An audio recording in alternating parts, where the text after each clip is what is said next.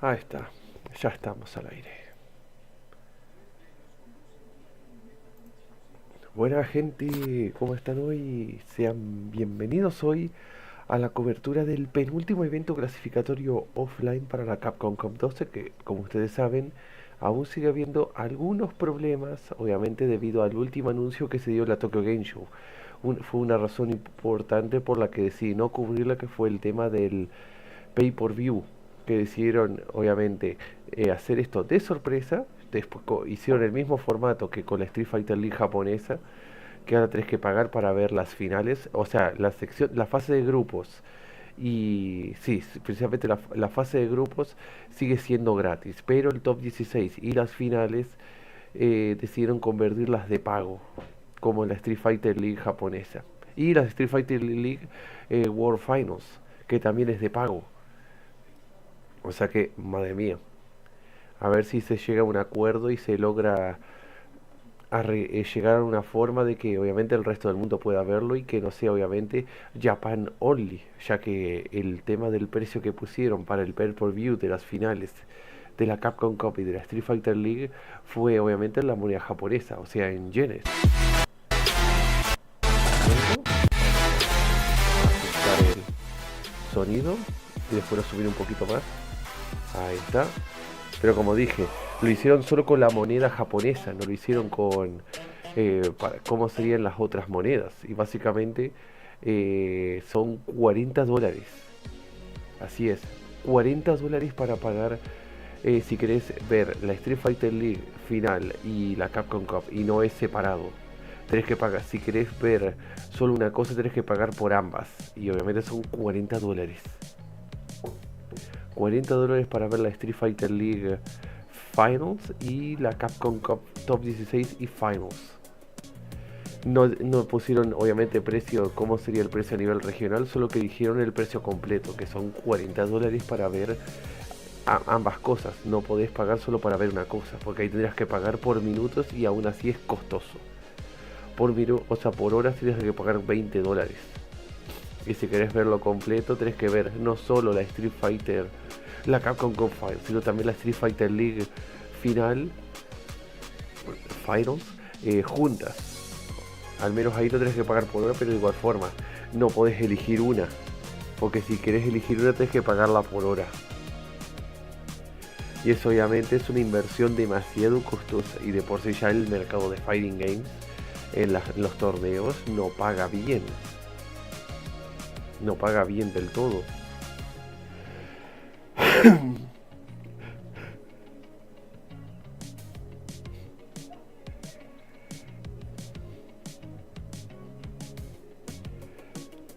Así que estamos un poquito complicados con eso.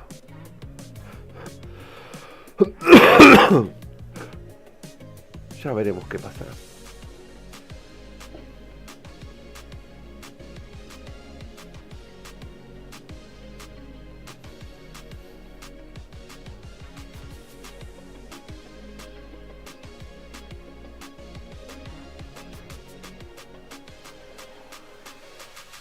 Pero bueno, dentro de 8 minutos tenemos la cobertura. Bueno, va a ser primero la introducción de los 8 players que han llegado al top 8, de los más de 1100 que se registraron. Y obviamente veremos cada match. Pero tendré que tener cuidado con los anuncios, ya que algunos anuncios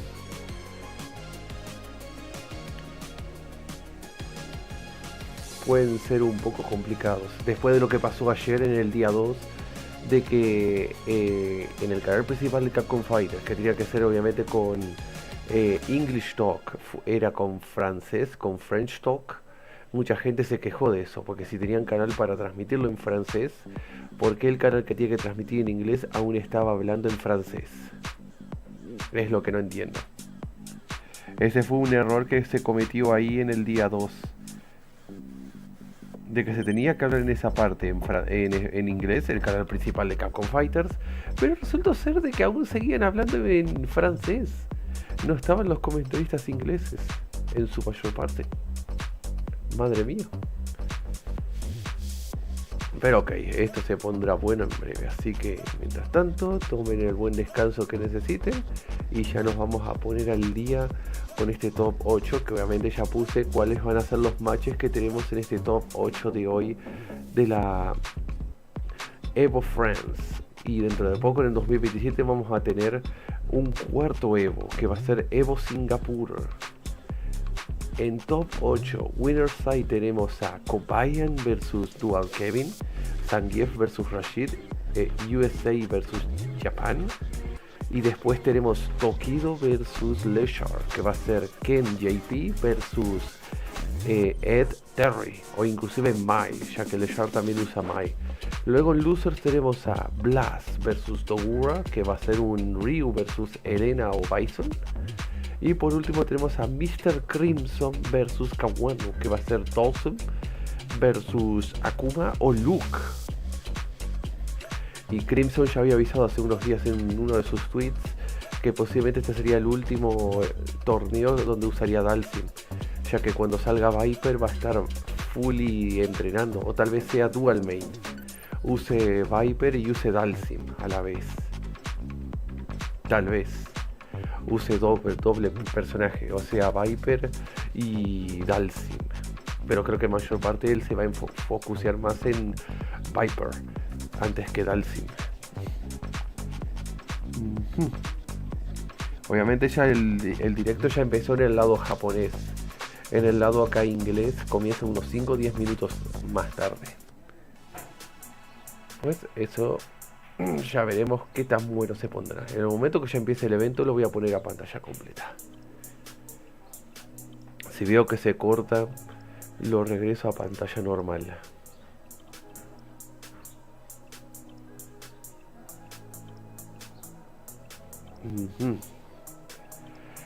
A ver quién será el siguiente clasificado a la Capcom Cup, porque básicamente el top 8 tiene 4 japoneses, un norteamericano, un chileno, un coreano,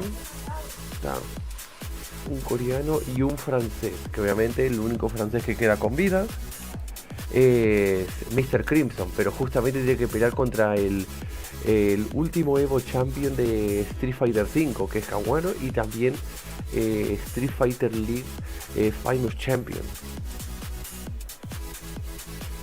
Creo que lo dudo, porque tiene que pelear el matchup de Elena, aunque creo que tal vez el Blaz sabe el matchup de Elena, obviamente por el pochoclo, que es posiblemente la mejor Elena de Sudamérica, pero no sé si el nivel de pochoclo se compara con el de Dogura.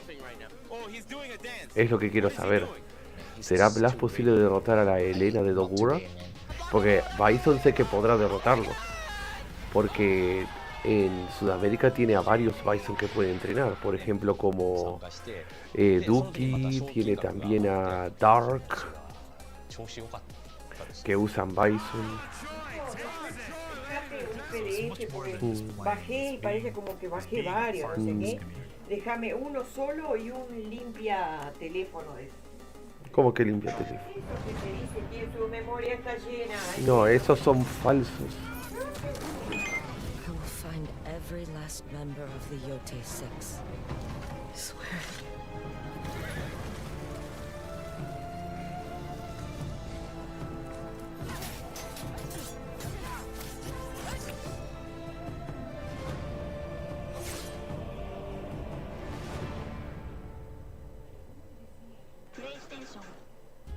Sunglasses in the day, blue light glasses for the gaming at night. Aunque el evento está programado para que empiece a la 1. O sea que tal vez van a hacer alguna presentación antes de empezar el top 8.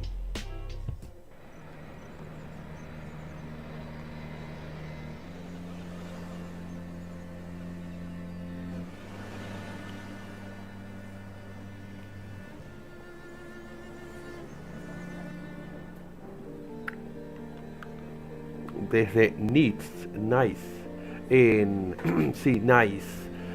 Francia. Hasta ahora ya tenemos a 7 Evos coronados acá en Francia. Primero con Hunter x Hunter fue Xiano-chan en Hunter x Hunter. Después tuvimos a Xiaohai en Fatal Fury. Después tuvimos a Hikari en Dragon Ball Fighter Z.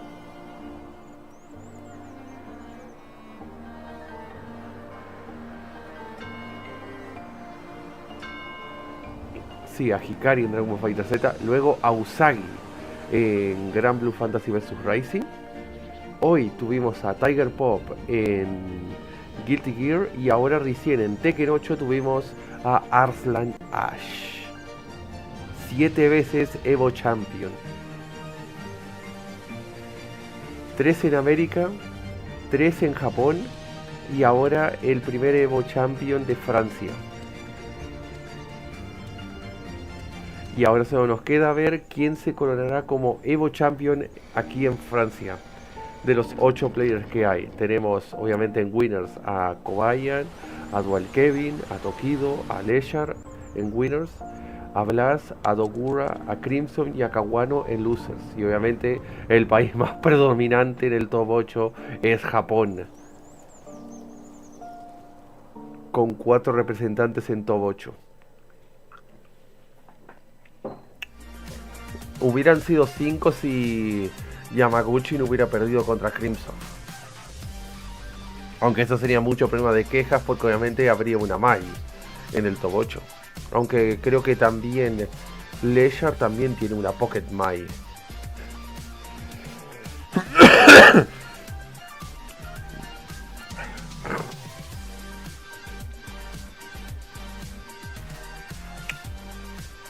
Pero ya lo veremos en estos 10 segundos que quedan.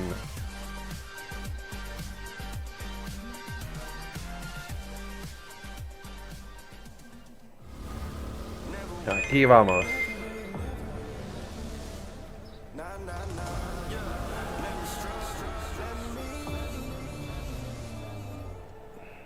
Determination is key, experimentation is free. You still hating on me. You wasted your energy. Don't get your body in red. Don't waste the blood that you. Determination is key, experimentation is free. You still hating on me. You wasted your energy. Go get your body in red. Don't waste the blood that you bled. Get out the mud or get wrecked. You gotta earn your respect. You gotta learn and protect all that you love at home. Obviamente la presentación de siempre, pero en este caso para Strifa. Después de que Punk perdió contra Oil King en Winners y Blaz en Losers. Daigo perdió contra Juicy Joe y contra Mr. Crimson, pero ambos matches fueron por 2-1, final game, final round.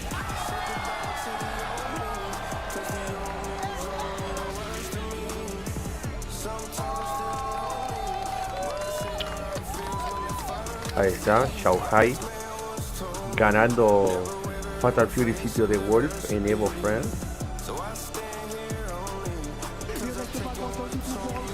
Usagi ganando Gran Blue. Primer español ganando un EVO. Así es, primer español ganando un EVO. Yamaguchi no, Mr. Cristo clasificándose a top 8, siendo el único francés que queda con vida.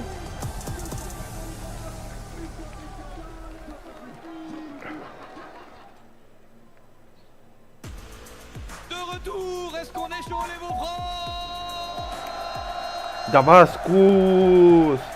¿Habrá algún anuncio? Dudo que haya un anuncio sabiendo que Viper sale en que Viper sale en unos pocos, en 3 días.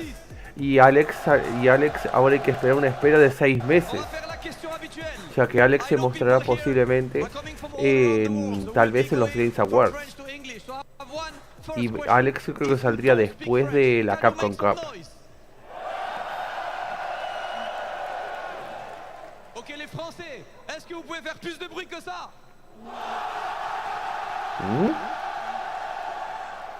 Vous êtes chaud, j'adore ça. Avant qu'on commence Street Fighter 6, on a une petite discussion à avoir. On va la faire en français, en anglais. Quick news for you guys before we start Street Fighter 6. We got some news. ¿Noticias? Let's take a look together. A ver, noticias, anuncio. Ah, es lo de noticias de eSport. Pensé que iba a ser un anuncio, algo gaming, pero no. Coming for Capcom Cup. I'm ready. I'm hungry. Y'all voted me in after 7,000 men. I went through at EVO to win. That is a lot of men to go through. So it's nice to just get some love. People do like the stuff I do. Yeah. Thanks for the FGC for being so welcoming to cosplayers. So me and Steve are both nominated for Best Dressed. Tasty Steve! Esteban Sabroso. And my family for so many years. Tong. Señor Tong. I was happy to be part of the event, and I took that Brian as F. motivation to keep going. We're gonna catch y'all in 2026. We can't wait to see Hayao. what the next year holds for the fighting game community. Les Evo Awards qui reviennent en 2026 et pour parler de ça, j'accueille le seul, l'unique, s'il vous plaît. Est-ce que je peux avoir du bruit pour Markman? Markman. I love the crowd here. The crowd in Europe, the crowd in Nice, the crowd here from France. You guys have been carrying the energy of the show, and I'm just so happy to see an EVO event here. What do you guys think?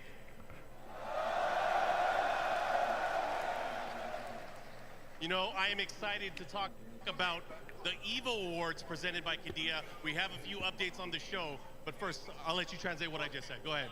Markman évidemment qui dit qu'il est super heureux de voir un Evo en France et veut vous remercier tous parce que vous avez tellement apporté cette foule, elle est absolument incroyable et il est ici pour parler du retour des Evo Awards présentés par Kidia.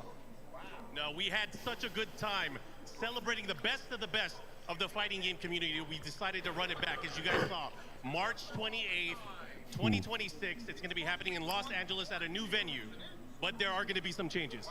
Le 28 mars 2026, les Evo Awards retournent à Los Angeles dans une nouvelle salle parce que l'année dernière était tellement cool qu'ils ont décidé de remettre avec des changements.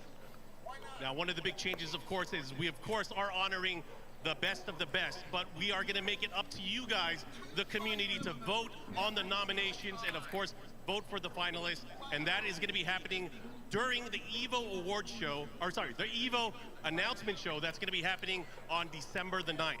Donc on aura un Evo Announcement Show le 9 Oh, en los décembre EVO pour les Awards. retours de l'Evo et on pourra voter pour toutes les catégories, tous les nominés. Donc je sais qu'il y aura des gens qui voteront pour Mr. Crimson, on votera un petit peu tous ensemble, mais on compte sur toute la communauté.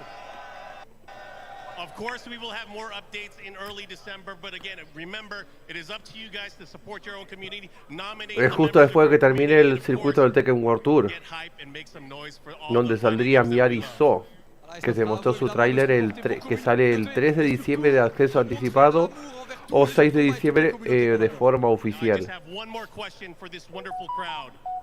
Are you guys ready for Street Fighter VI? Markman, ladies and gentlemen, faites du bruit pour Markman. Thank you, guys.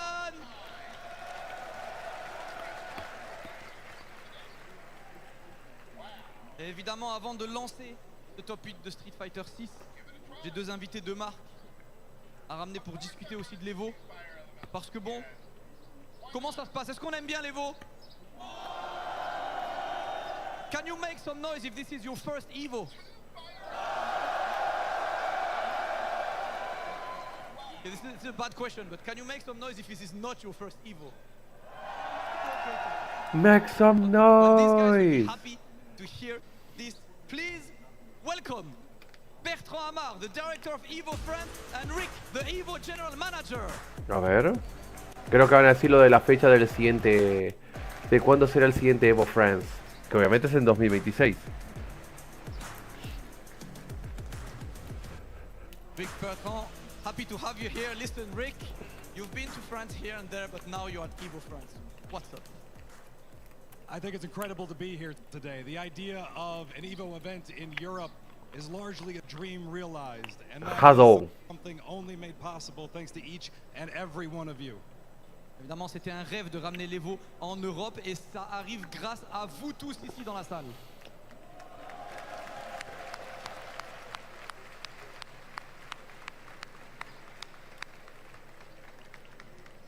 I think it's incredible to be here in the city of Nice. I think the event has lived up to a location as beautiful as this city. I said earlier this year that your enthusiasm for EVO France meant we should probably do it again.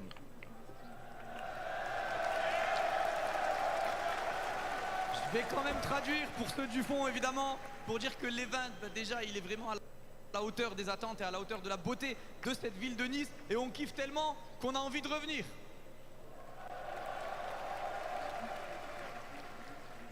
So in celebration of that, I think we have some details it's befitting of a Frenchman to give you. On a un petit détail, évidemment, on laisse Monsieur Hamar. Ça sera à toi. Merci Eric, merci à vous tous d'avoir répondu présent. Merci évidemment à toutes les personnes impliquées dans la production. Bertrand Amar, el director de EVO France. Merci à vous. Une seule question, est-ce que vous serez là l'année prochaine? We need to do it in English too. Will you guys be there next year? A ver cuándo será el EVO France de 2026. This is the date of EVO France 2026. ¿Cuándo? 9 de octubre. 9 de octubre de 2026 es el EVO France. Casi misma fecha. Solo que acá fue, este año fue del 10 al 12 de octubre. Esta vez es del 9 al 11 de octubre.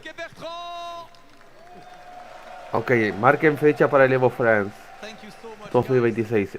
Del 9 al 11 de octubre. Il faut savoir évidemment que cet EVO, c'est grâce à eux, c'est les grands acteurs de cet EVO.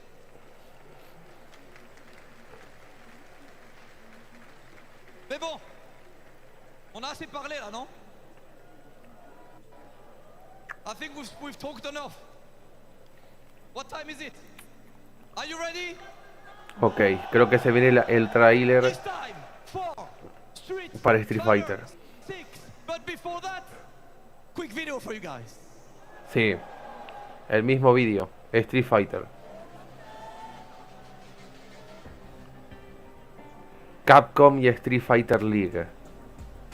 Europa, que ya se había visto, ya se vieron todos los equipos que iban a estar en la Street Fighter League Europea.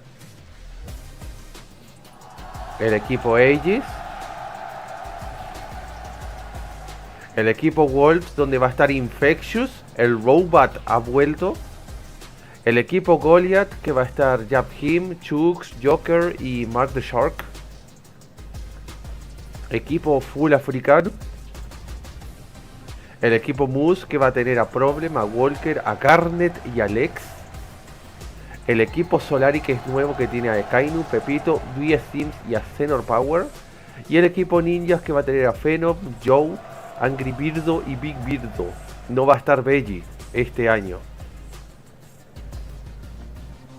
Y a ver si hay trailer de la americana. Y en vivo comienza el 22 de noviembre del 2025.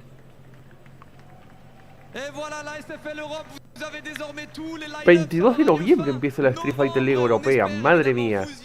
A esperar otro mes. On verra les Edges, on sait qu'on verra beaucoup d'entre vous sur le stream.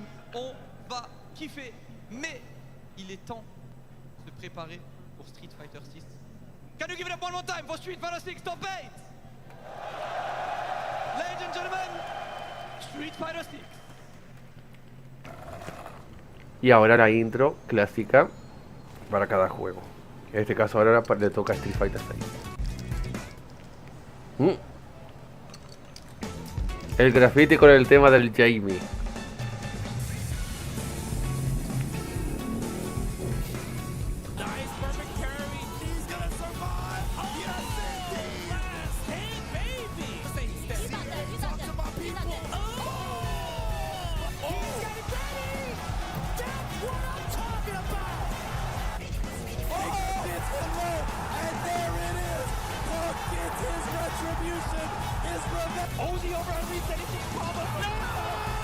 Uy, ese momento es mítico, pobre Kakeru ahí.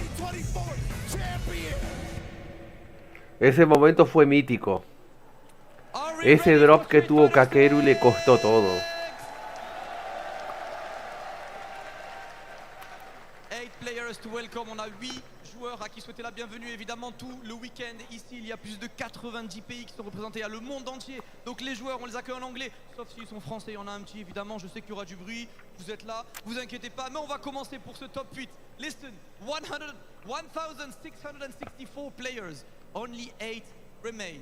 Without further ado, let's welcome our first Presentación. on the winner's side, flying all the way from Japan, the widest shoulders. Kobayan, Zangief, agarrar, Zangief to the stage. aplastar.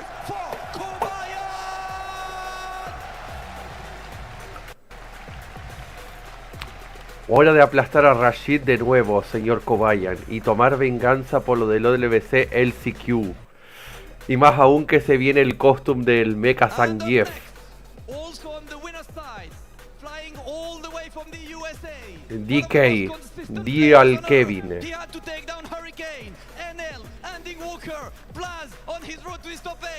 DK.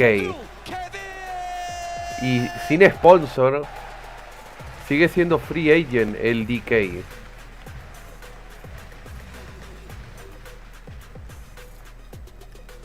Y tiene que pelear otra vez con su match diabólico, el Zangief. Dual Kevin has tenido muy mala suerte contra Zangief. ¿Será acá que se va a repetir la maldición? Tokido, que ha vuelto a top 8. The Murphy's. Y también haciendo stream, grabando para el blog. Qué grande es el Tokido. Llegando a top 8 y aún así haciendo videoblog.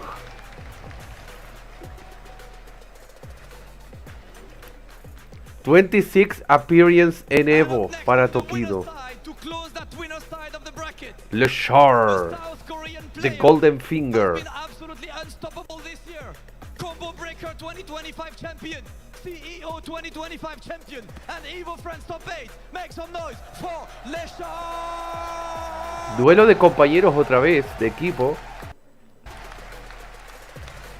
Duelo otra vez de compañeros de equipo.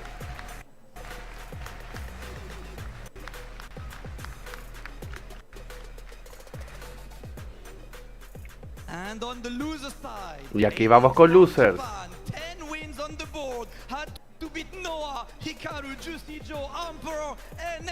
Dogura, la mejor Elena del mundo. Dogura, Dogura, Dogura, Dogura, Dogura, Dogura, Dogura. Y el look que tiene el Dogura con los lentes.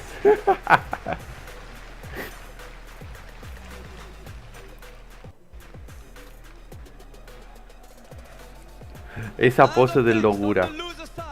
Blaz. Only 15 years old, coming all the way from Chile. Blaz. Kawano and Punk on his way. Make some noise for the prodigy. Blaz.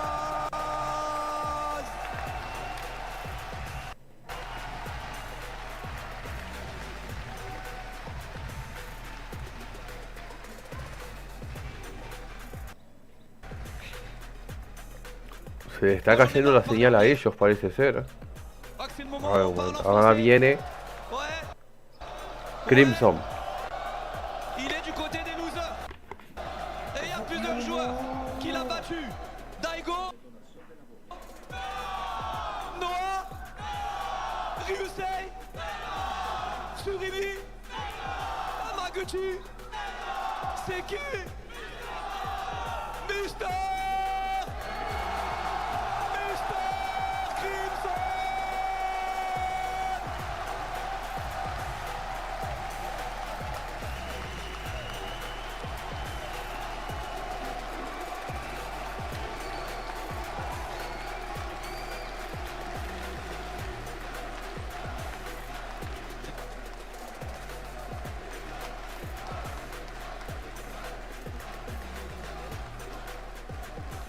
And last but not least, one of the absolute best Street Fighter players on earth, former EVO champ, coming all the way from Japan, had to go through Dogura, Matthew, Ending Walker, Oil King, and he's there in top 8 loser. Please give it up for Kawano!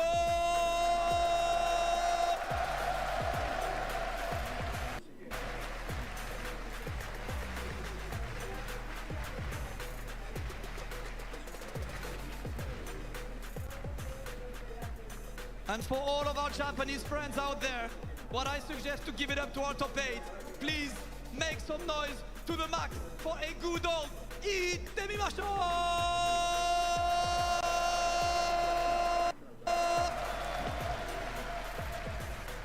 Our commentators are ready, the crowd is ready, les commentateurs sont prêts, je les vois, ils sont beaux, ils sont chauds, c'est KX, c'est TPK, s'il vous plaît, vous êtes les meilleurs, faites du bruit!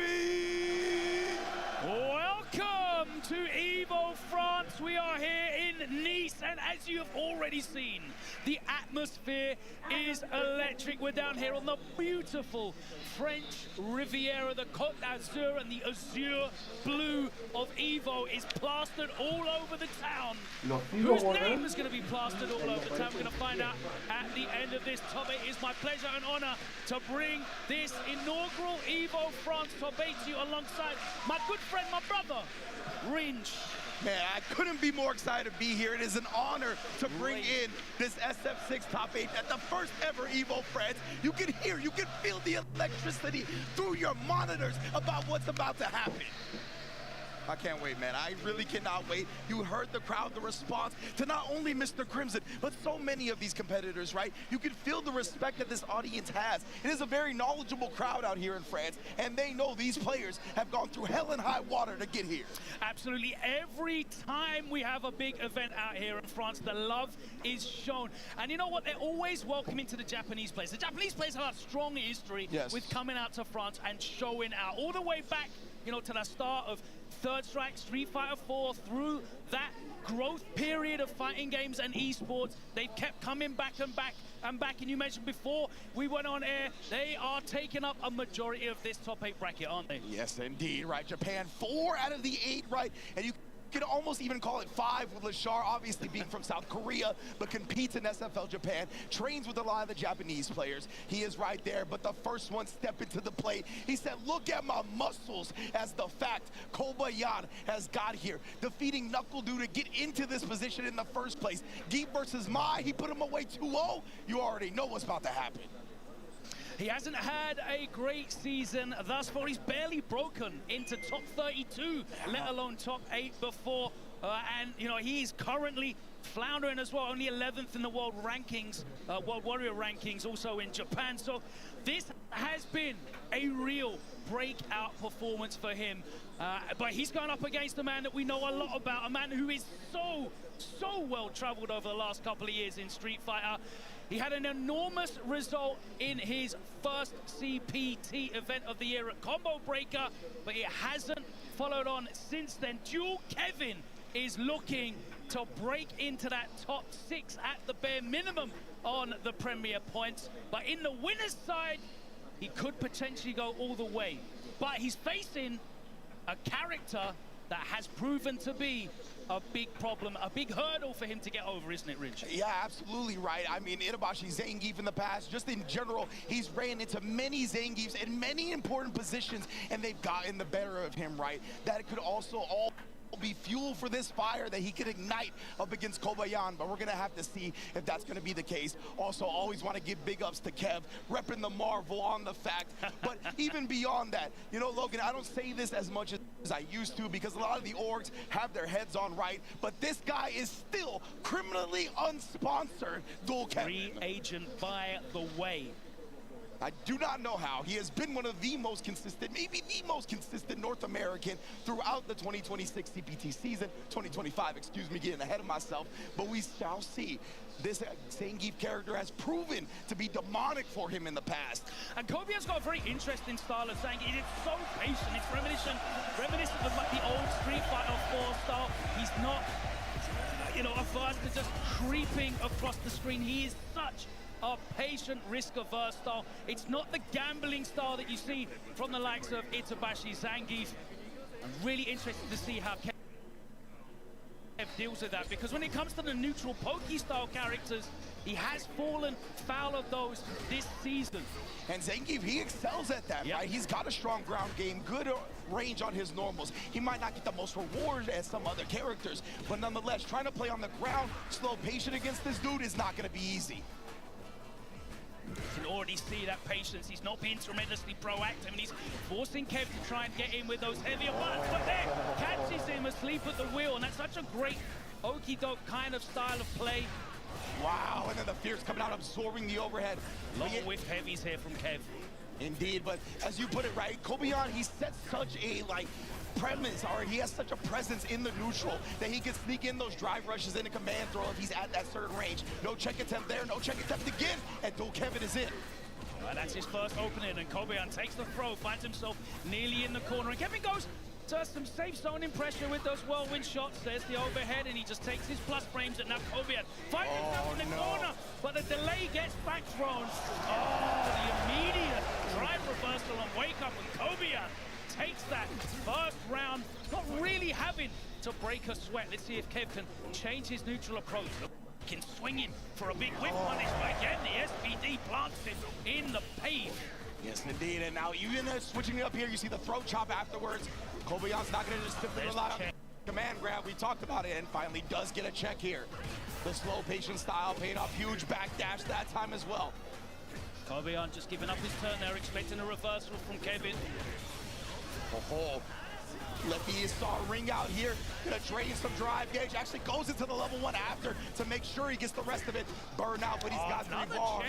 So many checks, man. With the reads. Oh, the chop that time though. Kevin switching up his button timing.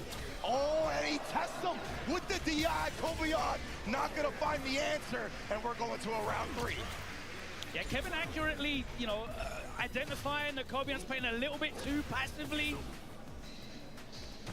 Catches him off guard with that beautiful whiff punish though with a drive rush cancel.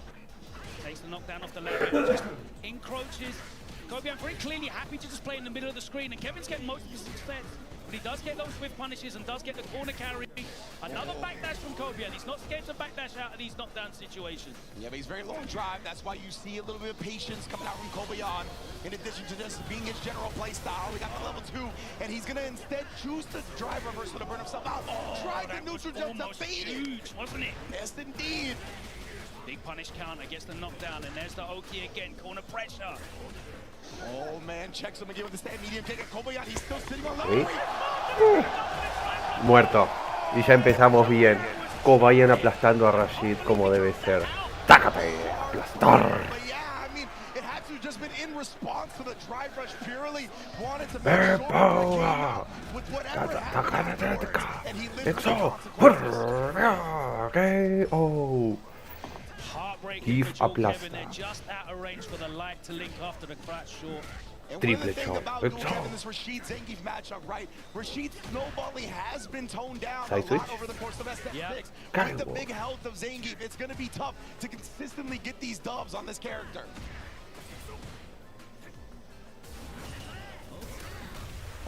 ¡Turbo ahí!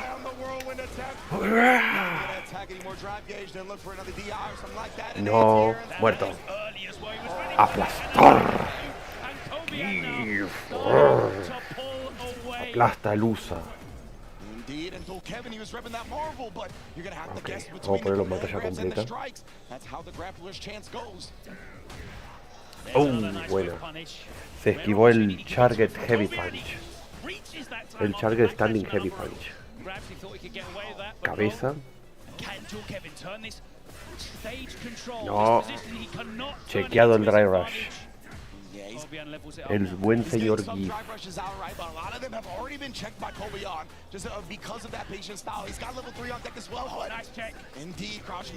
Sí, la Armor pierde con trabajo.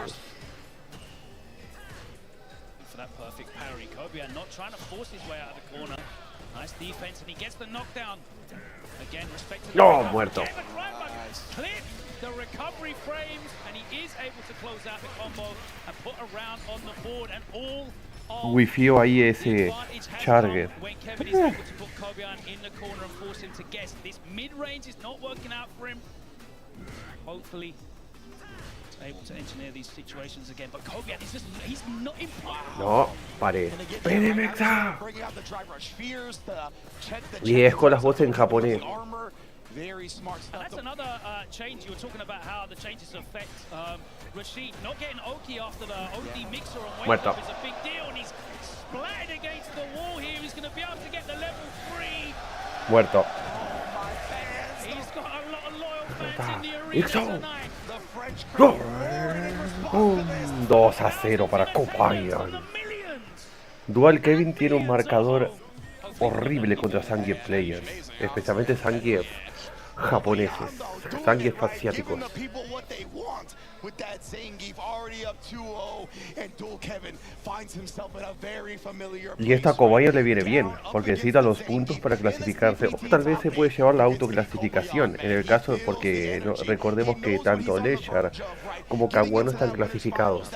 Si ocurre que tenemos una Losers Finals de Leshar contra Kawano, eso hace que Kobayan automáticamente se clasifique. Seguimos. Minimum position of third. This is going to do huge things for his Capcom Cup qualification. But of course, he's not thinking about that. He's thinking about winning it all. Yes, indeed.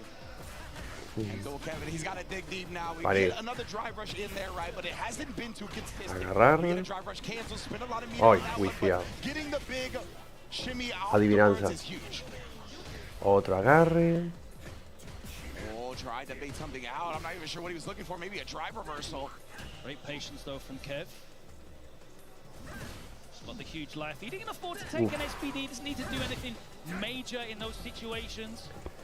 Cuidado con eso. Qué buena. Uy, ya. Obviamente Kobayan tiene que cuidado del OD.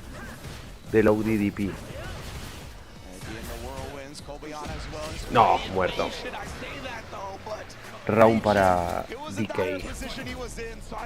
Y DK tendrá un camino largo.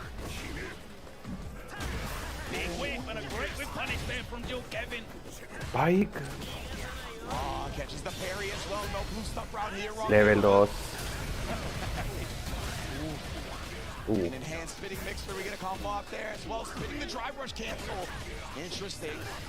No mucho daño. Mick. Perfect parry y side switch.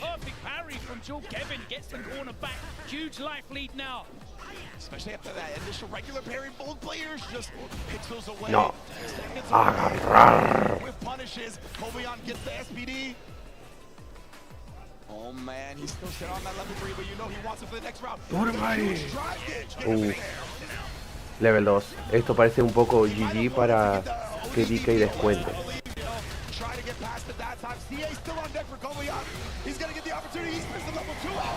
No salís de acá, amigo. ¡Qué buena! ¡Qué buena! ¡Qué lectura de Kobayan! ¡Qué lectura de loco! Se pegó Kobayan. Supo del ODDP y usó level 1. Vaya lectura. Esto es una lectura de las buenas.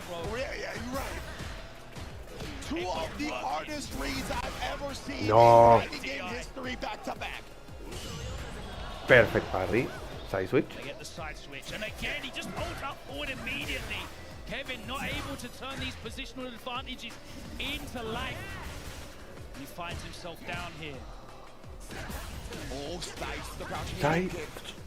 Pike. Ay, paré.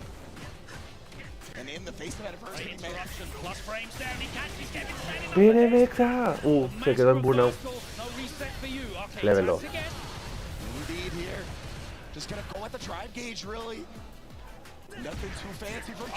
He's dead. Y cabeza. 3-0 para Kobayan. Kobayan winners fight. Usa la cabeza. He knew that Dual Kevin was not going to want to stay point blank. He's like, he's going to backdash to avoid my level 3, calls it out. Pero esa lectura de level 1 fue una locura de Kobayan. Kobayan garantizado top 3 y esos son muchísimos puntos. Son unos 250 puntos para Kobayan si queda top 3.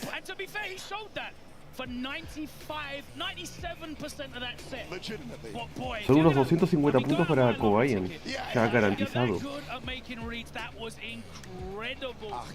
I legitimately couldn't believe what we were looking at. Like, my brain died on the floor right now. Kobayan. An opening to this top 8. First set. if you're Joel Kevin at this point, what do you do against Zangief, right? Like, you just gotta, like, do something. You gotta look for a different religion, something to save me from this character. Sí, esa lectura fue monstruosa. Esa lectura de level 1. Bueno, Kobayan tenía todo eso programado. Big arms pumping. 3-0 books his place in winners finals. An incredible start to this Ahora campaign. Kobayan tiene que esperar el ganador de Tokido contra Leshar. Hope you are loving it as Dual much Kevin as tendrá que we esperar el are ganador right de here. Crimson Wherever in contra the world Kawano. O you sea, are puede locked ser in, Dhalsim you are o puede ser guaranteed a great Akuma o time Luke. as we move on to our next winners semi-finals, and this is a family affair, isn't it? It is indeed, right? Tokido was the one that initially recruited Leshar to Japan. Tokido versus Leshar. Es poético esto. Knowledge of what he feels about the game, and you've heard Fudo talk about how Leshar has been kind of the more. It was funny because Leshar put "I want to be my father" as the fact, right? But Leshar has been the one kind of teaching Tokido and Fudo how to play SF6 at an optimal level. So it's so sick to see these two clash in a winner-side situation, especially with the struggles that Tokido has had in SF6 so far. Yeah, I mean, you know, they're both on the same team in SFL Japan, and they've been doing pretty well. Rejects in the first couple of weeks so far this season in, I believe, Division F is where they are, but they've been performing really, really well, and a really strong team. Tokido's starting to come into his own now, and I've been looking at these guys playing online. They've been playing some zany characters in some of their rank matches. Yeah. But over this past weekend, we have seen Tokido pull out the JP. Ahí está el camino que se pegó Tokido. 2-0, 2-0, 2-0, 2-0. Un 2-1 contra Darksword, 2-0 y 2-0. Toki usando JP y Ken. The Ed has been really at the forefront, hasn't it? Yeah, it feels Y like Leshar has been pretty much focusing on the 2-0, 2-0, 2-0, 2-0, 2-0, 2-0, 2-0, 2-0. Invicto está Leshar sin perder un solo set. As you mentioned, a Ken player, but the JP has been really coming into its own now, and it seems like, especially with his record, 2-0s all the way down the board except for one. And look at Leshar, 2-0s all the way down this whole tournament. He hasn't dropped a single game. Yeah, going into this top 8, Leshar and Joel Kevin had not lost a single game, a flawless Excepto ahora. getting into this, but Tokido's record so far this season has not been flawless. He didn't even make top Duelo familiar 192 otra at vez. EVO, which is incredible to say for a player of his caliber. 100%, right? We always expect Tokido to be very far, be always one of the top 8 favorites, if not a whole tournament winning favorite. So to see him get these struggles, right? And he's such a fan favorite on top of everything else that it's a heartbreaker for a lot of people to see him struggle like this. So I know that's why you heard the roar of the crowd when he was introduced. Tokido has always been on the Mount Rushmore of fighting games. So to see him back in a winner's side top 8 in a multiple 1,000-person bracket. Esto puede ser o un Ed o Terry versus JP o Ken. Because I really think JP is a strong character and one that doesn't really fit into the mold of traditional Street Fighter. And Tokido historically has been a master of many games, right? Yep. So I think that breadth of fighting game knowledge really is going to be able to exemplify him. Y aquí vamos. ¿Qué va a ser? All right, it's going to be the Ed for Leshar. Ed versus JP. For Tokido as we get into our second winners semi-final here. Y aquí vamos. FT3 obviamente. Y último match de Winner Side. Leshar versus Tokido. JP versus Ed. Let's go. Start off slow, right? Just put out the ghost. You gonna bust these down or what? ¿Quién será el que recibirá el first strike? Leshar. Style of playing these characters that are already established. Like, he always brings something of his own to these characters. But talking about that, Leshar is building these characters out here. One of the first people to use Ed alongside the likes of Qué Momochi, bueno. of course, ending Walker. But he has definitely pushed One that to free, character one to to his free. limits. It's right now pushing Tokido to the Buena. floor. Find his way out with that crash medium punch into the dry rush cancel. Back to the start of the obstacle course you go. Yeah, Leshar was just out of range of the punish that allowed Tokido to get his own game started. And now the snipes from the crouch medium kick trying to be No. about a big tech throw. Lo mata. Nah, no lo mata. Lo deja una última adivinanza. Back throw. Hesitation on wake up and a left one. Muerto. Straight fist to face. Round para Leshar. Leshar quiere ponerse al marcador 1-0. Oh yeah, trying to take him out. Back throw punish counter. Go into the drive rush. That's what he did previously, but this time really was confident that the Tradeo. was gonna come through. Creo que tal vez Tokido quería baitear el level 1, pero le salió mal. Baitear el level 1 para castigar con finish con level 2. Dropió el combo ahí. 1-2-3. Qué buena. Level 2. Indeed. A great look right now. out from Leshar. Tokido not quite in range to kill the Rostier yet. Maybe if he gets one more light though, it'd be very, very threatening. Actually, he might be. So that's why you see Muerto. Leshar playing it nice and patient. 1-0 para Leshar. Nothing like that. He had him real low and just played the control game as he was in burnout. ¿Será que se viene el Ken? Sí.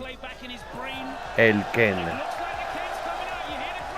Y con el traje 2.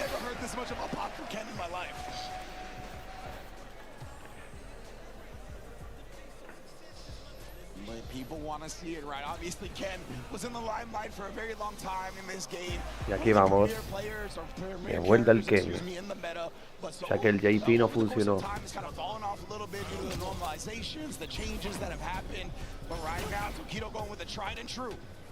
Yeah, it's definitely one of those situations where it's, I'm more comfortable with the character rather than just tools being the strongest one in the box. Beautiful with punish there with a low forward, and we're going towards the corner.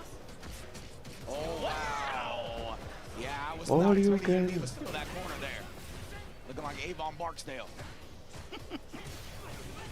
All right, so Leshar, the setting up shot now. Here we go. Little hezzies here and there. Yeah, Tokido can't commit to a drive rush cancel being so low on drive. That below that 3-bar threshold, you don't want to do it. Maybe he will now. Still no.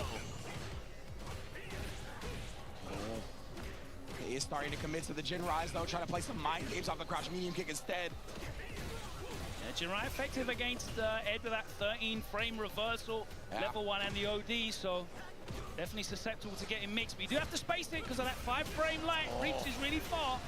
Tokido Muerto. finally got enough drive meter to feel comfortable committing to the cancel after the crouch medium. Sí, round para Tokido. Perfect time to do so. Connected, able to burn himself out while getting the kill. Optimal stuff. Oh, beats him into the DI by showing him the charge flicker. Yeah, come on. Tokido invented the enhanced tattoo as an answer to that as well. Yeah. So it's funny to see that.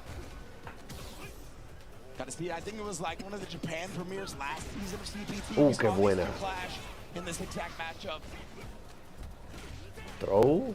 Leshar here, one throw away. Again, he's playing so clean and so compact. But he's got Tokido this Muerto. low, and again, slow light with a buffer behind it. Final round del game 2. So well at putting slight delays behind his buttons, just trying to get Tokido into being proactive. Yeah, really good timing so far. Now representing the ODDP as well, just throwing so many options at Tokido constantly. Oh my goodness, bro. Feel the tension in the air, and we snipe with the crouch medium kick. Tokido, how much does he want to invest right now just into the corner carry? Throw. Oh, Doble yes, throw. going a couple of throws here, tries to bait it out, but Leshar so Shin slick combo. with it. Instead of responding with attack, he responds with a light. Now we're in a level 2. Oh, all the way Daño through. y pared. Oh no! And he attacks the drive gauge. He's burnt out now. That was a horrible spacing error from Tokido, and he's about to eat it here. Y muerto. 2-0. So smart from Leshar, sending the faster version of the level 2 as well, right? To guarantee the chip was coming, and he stayed at a distance where if Tokido did an invincible reversal, he would have been safe from it. Just a pure checkmate by the master. It's, you know, it's so stark to see the contrast between Tokido just whiffing that Seguimos. Leshar getting 2-0. blown up for it, and Leshar being so on point and aware of the risks associated with the ranges there. and just shutting the door on Tokido, and he's 2-0 ahead now. Era también es un rematch de lo que fue las finales de del Super Premier Japan, que terminó en Grand Finals de Leshar versus Tokido. Leshar, he's playing so many mind games with him right now as well, right? Constantly No. It's like you're trying to get the tattoos. I Throw. showed him so many fireballs. I showed him the Perfect backdash. parry. Big perfect parry from Tokido though, trying to stem the bleeding a bit.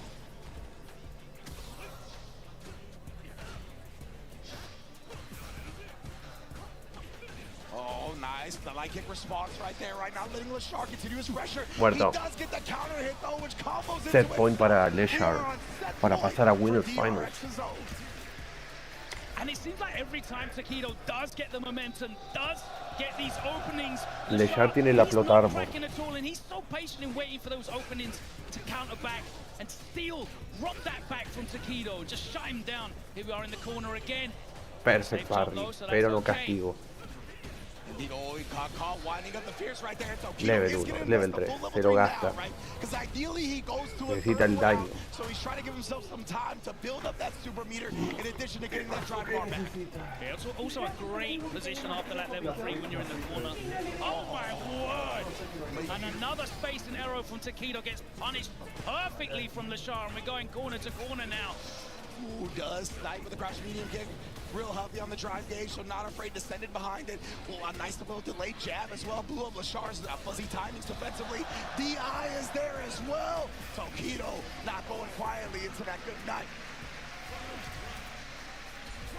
Tokido getting away with showing a couple of different looks at Leshar as well, but he doesn't really need to be perfect here at the moment. He's 2-0 up, he's still at set point. Can afford to, you know, partition off his mental RAM a little bit. So I love the way that you put it right there. That's exactly what he's doing. Ooh, what a spacing trap from Tokido right there. There's the meaty jab. Oh, Muerto. fades out the DP. That should be a wrap here on game 3. Level 3, no, he doesn't Muerto. get there anyway. 2-1. Didn't need the extension, and the level 2. Perfectly calculated. ¿Será que Tokido tendrá el regreso de la plot armor? And that is the first game that Leshar has dropped so far here at EVO France. Insane that the first game you lose is in top 8. That's so wild. It's a testament to the skill that he's brought to the table. Al menos no es 3-0 como fue el de Kobayan versus Dual He Heavy. is definitely, you know, one of the players that has shaped and molded the way that Street Fighter VI is being played in these later seasons. Absolutely, man. Definitely one of the premier kind of pioneers of the meta of this game. Tokido solo on the drive now. Yeah, that's why he jumps back. Leshar, though, just chased him down so fast. Get over here. Oh. All right, puts him in the block stun, and Tokido takes his turn, backs off again, and all he can do is block. Oh my goodness, and again, just harassing. Big perfect parry this time. Not gonna let him just go. Bueno, no se recuperó la barra de ahí. Medium kicks. Could adjust. No. Trap He's him up. so aware. And this hasn't been Tokido's big shot, though. He's been able to whip punish a couple of these long-range flicker normals with those drive rush timings. Gets a parry as well. He's starting to roll a little bit. Whip punish. Oh my god, the micro walk back. That was ridiculous, Logan. Se lo devuelve al throw. And again here, man, Leshar has been so good at sniping these normals. That's why you see Tokido. He hasn't tried to whiff a lot. He just wants to walk him down, but it's so difficult to do so because of the range of Ed. And then you respect him, and he sneaks in and throws you. Muerto. No podía hacer nada Tokido ahí. Con el React Dry Impact. Set point para Leshar otra vez. Yeah, if it had got the critical eye out, I think it would have killed even off the low forward scaling. Yeah. Damn. Oh man, oh man. Definitely an error there from Tokido. Once again, Tokido finding those whip punishes with the drive rush after the flicker normals. But again, it's so hard to find that timing. It's really hard to just react and do it. It's almost a guess, right? It's preemptive. And of course, Ken got huge rewards if he does catch you and puts you in the corner. But so far, Tokido has not been able to convert these corner situations into much significant damage. Man. And Leshar is so good, right? He's not showing a lot of hold flicker anymore or hold snatcher. So Tokido, he doesn't want to jump. I was going to say, when are we going to start seeing the fireballs maybe? Because we haven't seen a lot of them represented from Tokido so far. Leshar again just creeping in. He's showing so many looks. Creeps into a low 4 that time, gets counter here. Okay, we go for the side. No se gasta el level 3. Not gonna spin the level 3 yet. I thought he might have because he wants to go to a round 3. And his drive gauge, he does get burnt out. That's so scary for him now. Again, he has to back off at that range. ¡Qué buena! That wasn't even punish counter. No lo mata. Oh, it's mid-run though. Saw Leshar was committed. Able to confirm it to the level 3 quickly off that. Oh, and then the jab catches the wake of stature, but no! The Fierce with the counter hit afterwards. Oh, not spinning the CA just yet. Oh my. He walks so down. Y lo mata. Joder con Tokido, con la plot armor. Se viene game 5. Yeah, Leshar not opting to spend that level 3, and that was when Tokido ¿Será que se viene game 5? the resources he needs to create an opening for himself, and he's still in it. Another set point saved. But Leshar, he's keeping the meter again, right? Being frugal with it so far. Big backdash. Yeah, he wanted the jab, perhaps into the OD blitz level 2. Wasn't quite there in time to get the punish. Oh, side switch this time. Both of them are just struggling around the 3-bar threshold.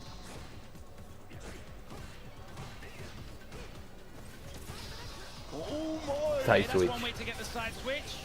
Oh, he wants it. He wants him to get burnt out. That's why Tokido was like, I'll Right, do it, reversal. but you ain't getting this pressure as well. Yeah, I'm gonna do it on my own terms.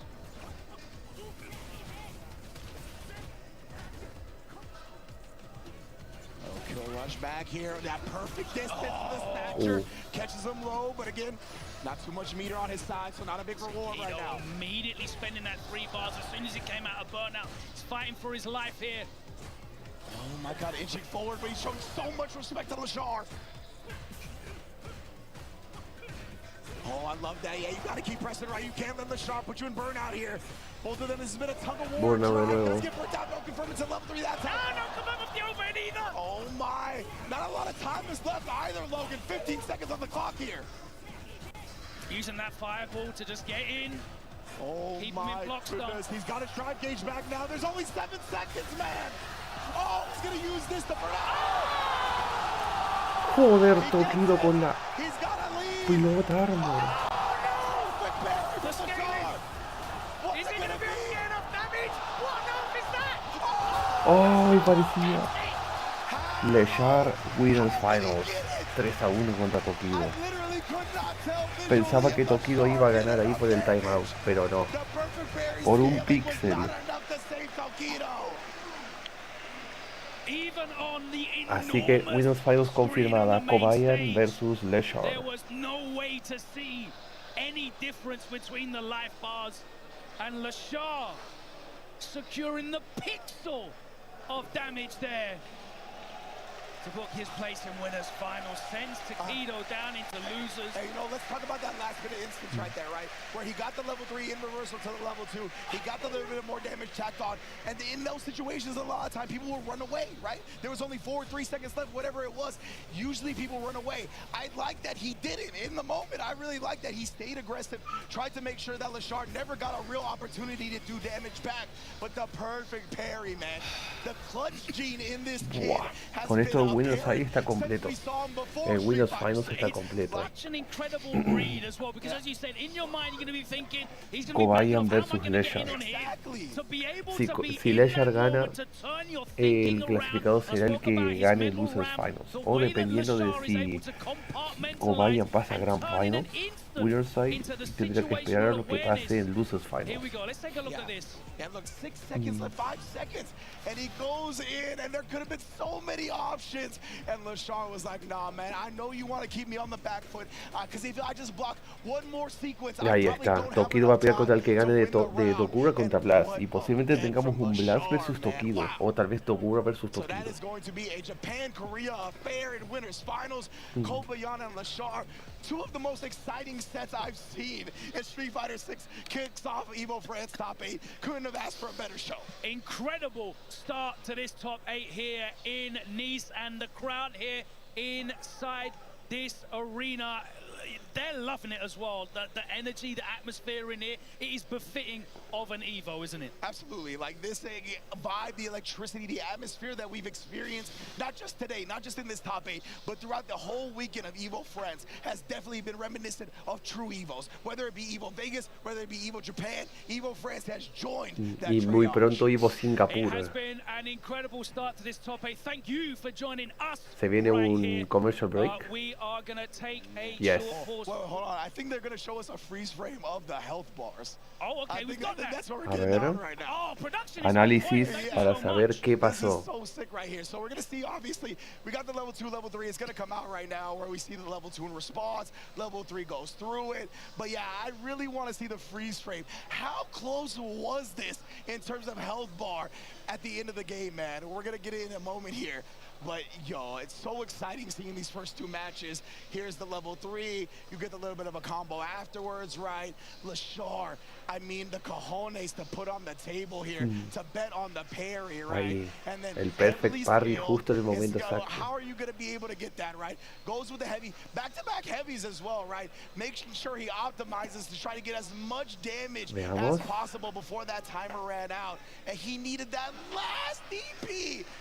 I mean, dude, I Sí, still can't tell. si ese DP hubiera fallado, ahí Tokido creo que se lo llevaba. Like, legitimately, it looked like damn near the exact same amount of life. It's the same picture. Okay, look.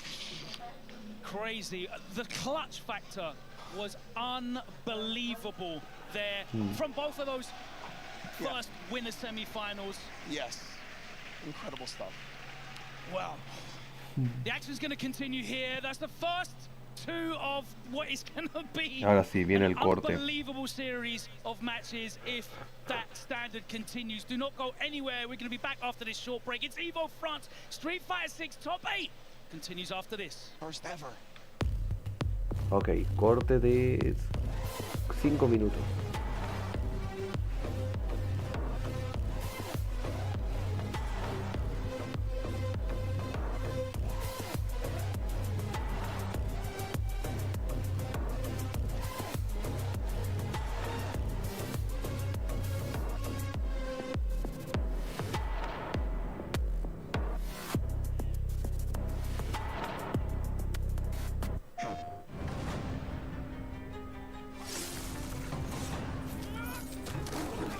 I will find every last member Ah, of the Onimusha. Yote 6.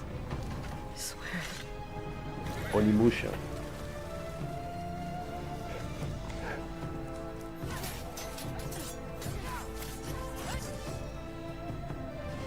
Onimusha, Weight of the Soul. Ah, no, Gozo Yote. Pensé que era Onimusha, pero no. Well, Vaya is laughing right now. Look at Vaya laughing right now. Oh, he's doing a dance. What is he doing? He's just too ready, you know. Not today, man. Shiani.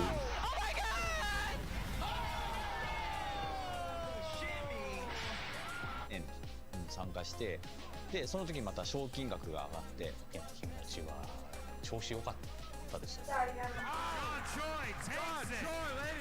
So it's much more than just playing. It's being a part of this community.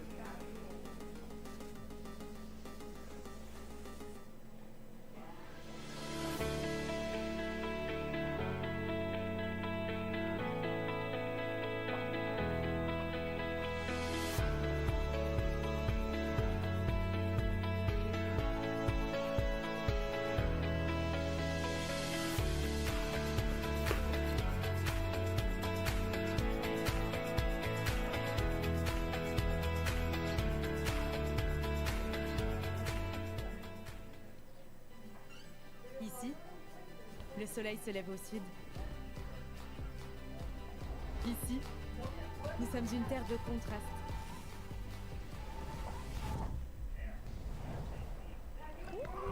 Ici, on est heureux de vivre.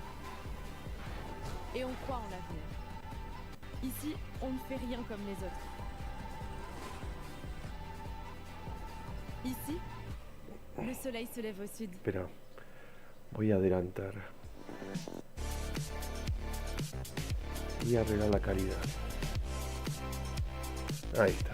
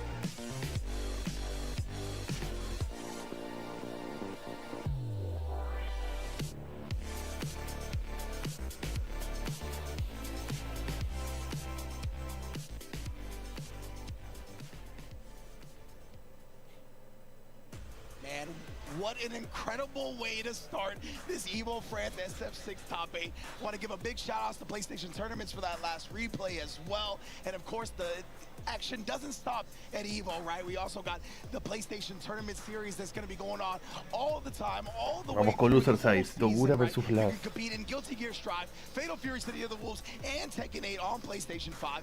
Join the community on the PlayStation Tournaments to level up your skills, compete against players online to win limited time prizes, and again, you can earn in-game currency, and eventually, maybe we get the Road to EVO series again. Earn a trip to EVO itself that has already crowned champions in years past via the PlayStation Tournament series. Couldn't be happier to have PlayStation a part of the EVO fam. That's right, we saw qualifiers from the Road to EVO series from the PlayStation tournaments on this main stage already this weekend. That could be you. You could start your journey to greatness or continue your journey to greatness. There's a lot of established players that will definitely benefit from that as well. Yeah. Thank you so much to PlayStation tournaments, and thank you so much for that replay, even though we couldn't decipher. Like, I still couldn't tell, bro. I saw Jammers was like, I need the specific health percentages. Like, that's where we're at right now. Like, I need to know. And man. there's no takeover. I wish there was like, I know exactly. Where's the right? offline takeover? Yeah. Get into that next step. But yeah, it had to be like by 0.0001%, bro. It was immaculate. But that was just the winner side of things. Now we're gonna go to the loser side of things, where there's no second chances, there's no safety nets. Your life is on the line here to try to continue, get as many CPT points as possible, but of course, crown yourself an EVO champion at the end of the day as well. Yeah, and we're talking about two players right now that have very different career paths and very different stages of their career as well. Oh yeah. Dogura, a man who has been competed for a very long time across a vast array of titles. Oh yeah.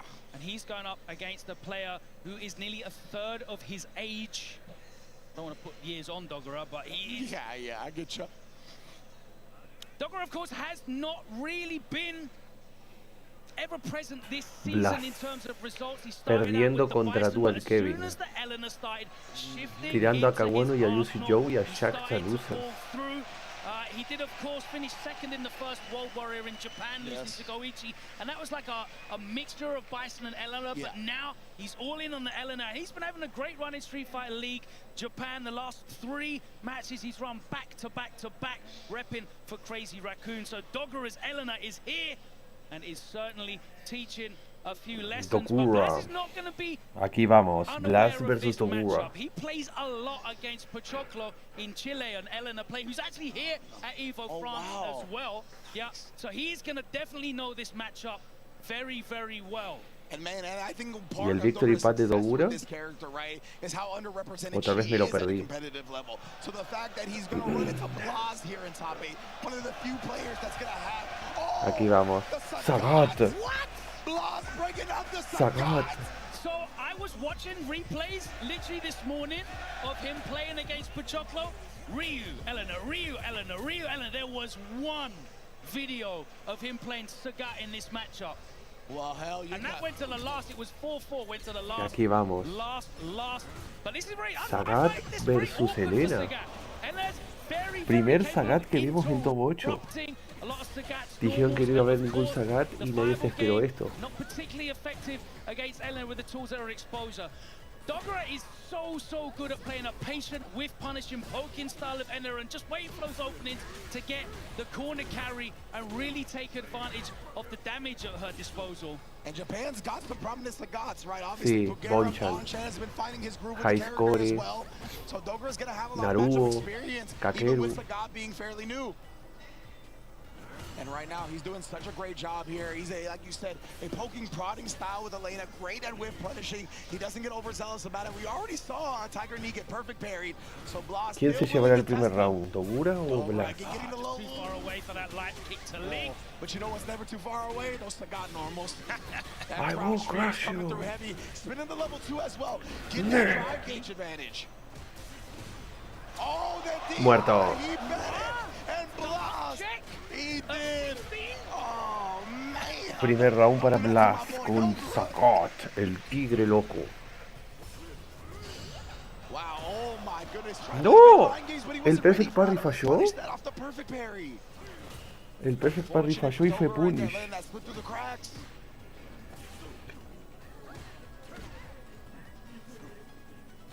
Rest from both sides, yeah, that walk speed's pretty good. Oh, yes, punish counter link right there from Blaz. Tiger uppercut. Gets the DP in as well, and yeah, look at the ways he's gonna bully him with the Tiger Nexus. Oh, no. Dogura here. Blaz is doing such a good job switching up his strings, not showing too many cancels, and when he does, he catches Dogura trying to take his turn a little bit too early. Última adivinanza. Oh, does catch him that time.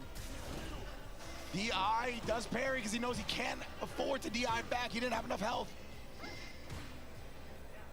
A lot of whiffs here from Dogura, just buffering normals. 1-0 para Blaz. OD Tiger Shot. It looked like Dogura even went with the slide right there as well, but Blaz, that's why he used the OD low Tiger Shot. Didn't let him get it off. That's so smart. Dogura respecting the wake up. Plus frames there. Some into the corner. Not really getting any significant damage yet. Pare. Oh, baits out the perfect parry. But this is kind of how we saw Dogura start that very first round. Muerto. Let's see if he can close it out this time.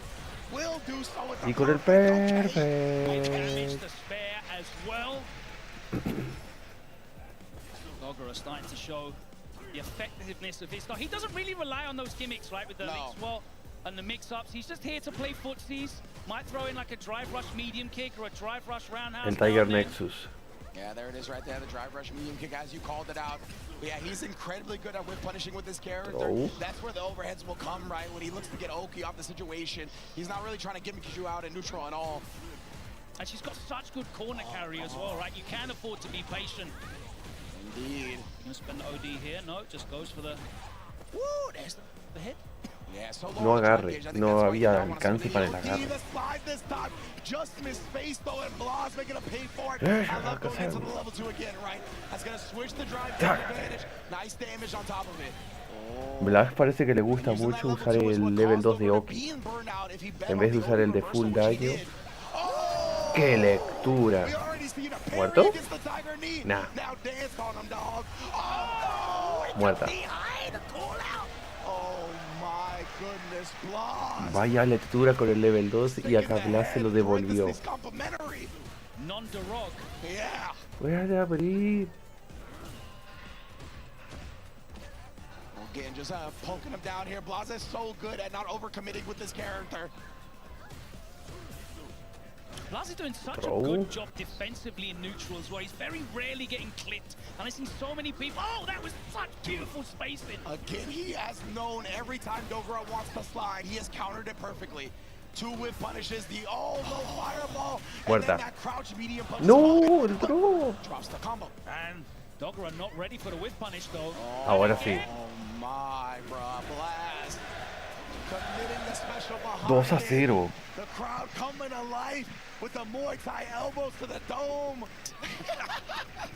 I feel like Dogura has always been one of my favorite players, specifically for those type of reasons, right? He's always showing his personality. He's willing to wear his emotions on his sleeve. Before it was a term, aura. Right? He's always had it. ¿Se viene el Bison? But Blaz has got an aura around him, so he looks he's in the shadows. No, there, seguimos con la Elena. No, parece ser que sí, viene el Bison. Yeah, like you can't even see his face, right? Like with the shadow, No, the hair, seguimos con Elena. And I think Dogura is starting to realize that this young man knows this matchup very, very well. He's not being able to out-poke him. He's not being able to coax him out and whiff normals in front of him so he can start getting those whiff punishes. And that's probably why Blaz has experimented in going with Sagat in this matchup, right? Like, Ryu doesn't have the range that Sagat has. Ryu's got good range, but Sagat's range is, I mean, some of the best in the game.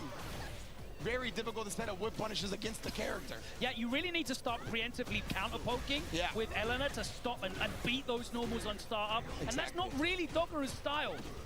No, he's much more patient, much more trying to bait you into something, but Blaz doesn't get caught slipping, man. Oh, DDP, I feel like that's the first reversal we've seen from Blaz. Once again here, okay, we got on in, and Dogura's gonna be able to close out this round. Round para Dogura, que tendrá que ganar rápido 2 games para llevar a Game 5. Right there you see, walks into the button, La Hiroho. puts him straight to the corner, and that's how Dogura needs to start imposing himself. Just walking into an uncomfortable range for both of the players and start poking away. You're not going to be given many opportunities to whip punish. And you can see he was like dancing at that range, trying to get Blaz to whip something. Oh, just a little bit late on the drive rush, normal. He's getting counter hits, but they're not converting into anything significant. He has got a big life lead though, does Dogura. El ganador de este match va a pelear contra Tokido. No lo mata, lo va a dejar una adivinanza. Shook off the bad vibes of the first 2 games. You saw it going back to the character select, and he is a new person in this game 3. Again, he gets caught. Tell you, man, Level 3. Blaz has done such a good job mixing up the Tiger Nexus, right? He's harassed with the overhead, even when it's gotten punished. I think that's why Dogura wasn't expecting a follow-up. He was able to block and punish the overhead follow-up last time. Nice use of the OD low Tiger. Muerto. 2-1. And Dogura gets on the board for the first time, stop some of the momentum here. ¿Será que Blaz seguirá con Sagat o irá el Ryu? No, seguimos con el Sagat. I believe doing like a bit of a delayed setup, covered himself from an invincible reversal, but immediately wanted to press the button back. Dogura just beat him to it.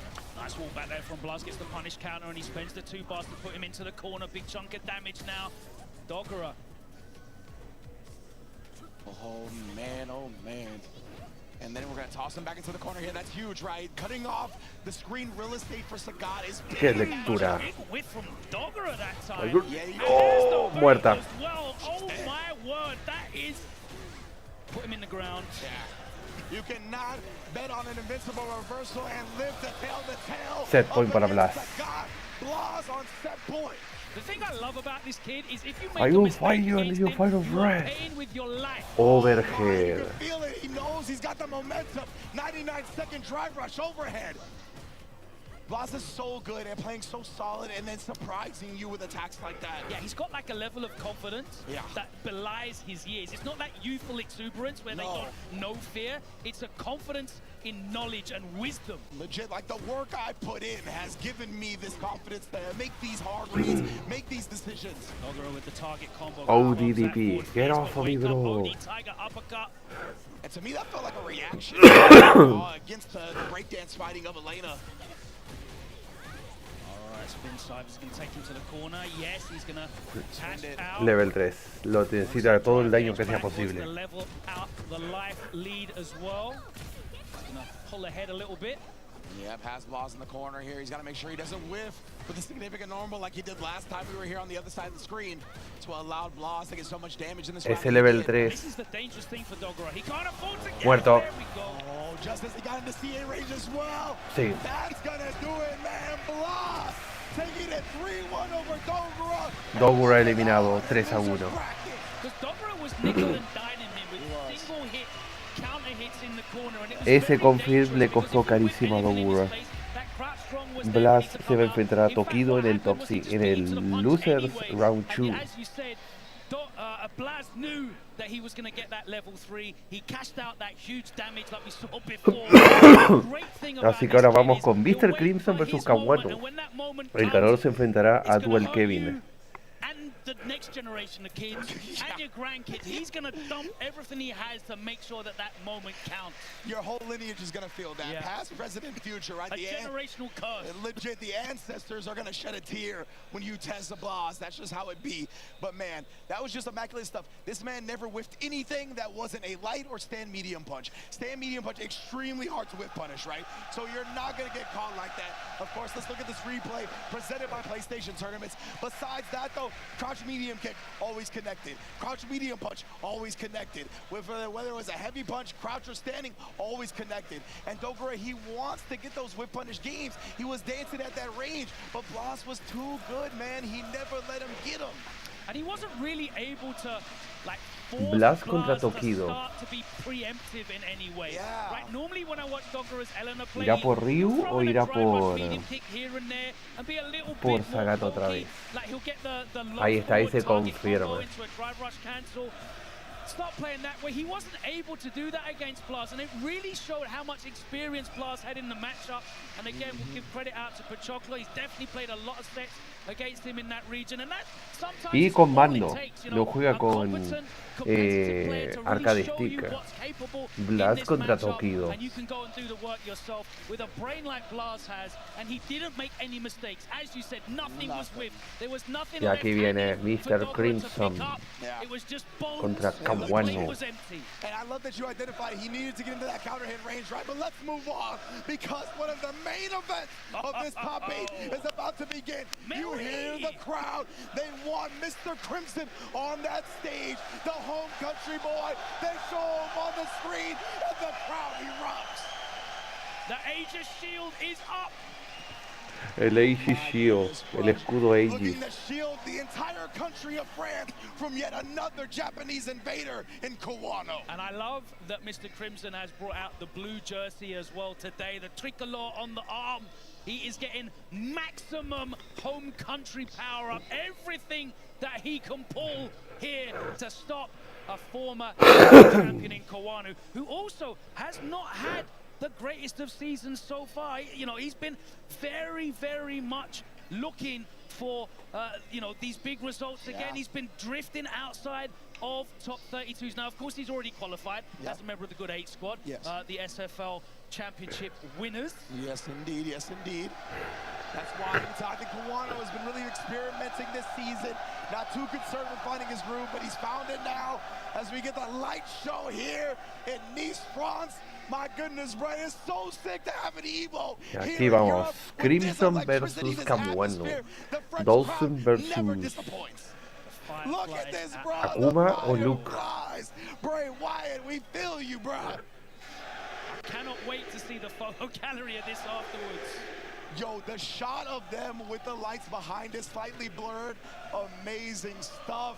Oh, the crowd. The Aegis Ultras at the front. The rhythmic European Están igual que los Falcons. always with the best cheers in the business. Mr. Crimson can't help but smile, man. It is a beautiful thing right now. Them headphones are not going on for a moment. He's absorbing this atmosphere. Yes. Give me your energy. Oh my man. And you know this is 100% a gift and a curse, right? You have to manage it. It's such a power up to be in your home country, to hear this crowd, but it can get you emotional. It can get you in a heightened sense of trying to get the W by any means necessary. When Crimson, he is best when composed, when playing El his camino own de game, Crimson, que perdió contra Punk 2-0, eliminó a Daigo, a Noah, a Ryusei, a Surin y a Maguchi. fortress-like defense. And look at that list of names he went through in just round 3. That's crazy. Punk, Daigo, That's Noah, a top the 8 at Prodigy. EVO, by the way. That's a top 8 at Capcom Cup anywhere. Noah the Prodigy, Daigo, Punk. That could be your route to grand finals. Legitimately. The performance that he put in against Yamaguchi as well to qualify here for top 8 was sensational. Incredible stuff. Y Sereni, that Kawano. matchup's horrible for Dhalsim, keeping Kimberly off. All of the power there, but Kawano has quietly this weekend just been getting the job done with a no less impressive list of names here. Yeah, indeed, right. Was able to take down Dogura, even took a game off Blaz despite falling to him, then taking down Liquid's own nephew, Mouse's ending Walker, and T1's Oil King, all the way to get into this top 8. And again, you know, you talked about it, right? He is already qualified for the next Capcom Cup via being the reigning defending SFL champion. But my man, he's talked about it. I've seen him on Twitter. He really embraces the joy of playing fighting games. He has fun playing Street Fighter 6 every time he picks up the sticks, right? He's not concerning himself with the win or loss. He just wants to play his best and leave it all out on the field. And that's been the beautiful thing about EVO France, you know. Obviously, we're missing a few names, but not through lack of trying. Yeah. We've got the likes of Mena, RD, Big Bird, Angry Bird, all trying to be out here, but they couldn't because of visas. You know, players that are already well qualified, players that have already achieved so much. Oh my God, this atmosphere is sensational. But they all want to be here, and this is why. And even Kawano can't help but crack a smile. Oh my. Let's just let the audience cook for a second, man. Crimson showing the pearly whites. He can't help it. And of course, it is going to be Dhalsim, it is going to be Akuma. These two have been pretty loyal all year. And you know, it's something that I've been talking about recently. It started at EWC where we saw Torameshi and YHC Mochi go so far, right? Dhalsim needs time. He needs time for the player to really comprehend all the other character strategies, to be able to use all of the tools that Dhalsim has. Dhalsim has more tools in this game than he's ever had. And I feel like year 3 is when they start cooking, and that's where we're at right now. Let's get it, Kawano versus Mr. Crimson. Run straight into a counter here as Mr. Crimson is defending space as well as defending home turf. Oh, qué buena. Beautiful dodge. As well, and the crowd's electric. Huge life lead here for Mr. Oh. Crimson. Dhalsim is dancing on him right now. Yoga floats, yoga teleports. Look at how active he's being, right? Oh, and then the throw. Is it gonna be? Oh, is he gonna get a Dhalsim perk? Oh, no.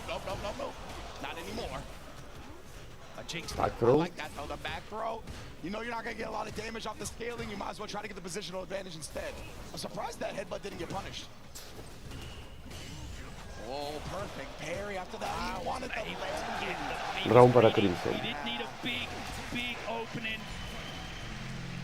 Oh man. And you know, in this game, especially like Dhalsim, you can get got by so many things if you just play defensively. That's why Crimson, he's trying to turn defense into offense as quickly as possible. That's really been his theory right now and how he's found success on Dhalsim lately. Because Dhalsim's definitely still a combination style character. Yes. He can beat you when he's playing on his terms. Yes. Whether it's at spacing advantage or whether it's frame advantage and he's going in. Wow. He just needs to play the game on his terms. He's not trying to keep you out, because that is not a win condition in Street Fighter 6, let me tell you that. Yeah, you gotta be able to switch up the vibes real fast. Crimson looking to do exactly that, trying to get Kawano in burnout, but he's not being too thirsty about it, right? This is excellent management from Crimson right now. Does get it safely on the burnout. Immediately test him with the Diab. He's got all the meter in the world to seal this one. No! Oh, Sí. it's okay. 1-0 a favor de Crimson. Man, you almost gave me and Logan a heart attack, brother. Ho, ho, ho. Smart stuff from Kawano, though. I like the level 3 match, just in case someone went horribly wrong. We both just turned into that Andre the Giant gif.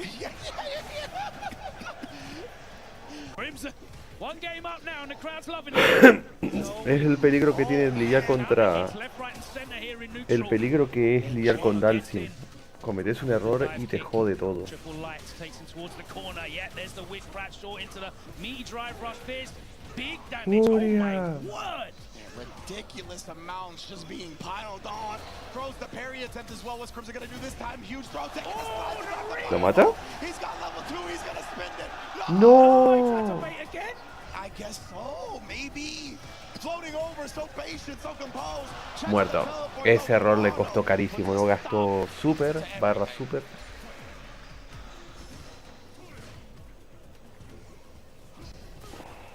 Lands just in the fireball. He tried to sneak just past it and use the jump heavy punch, I believe.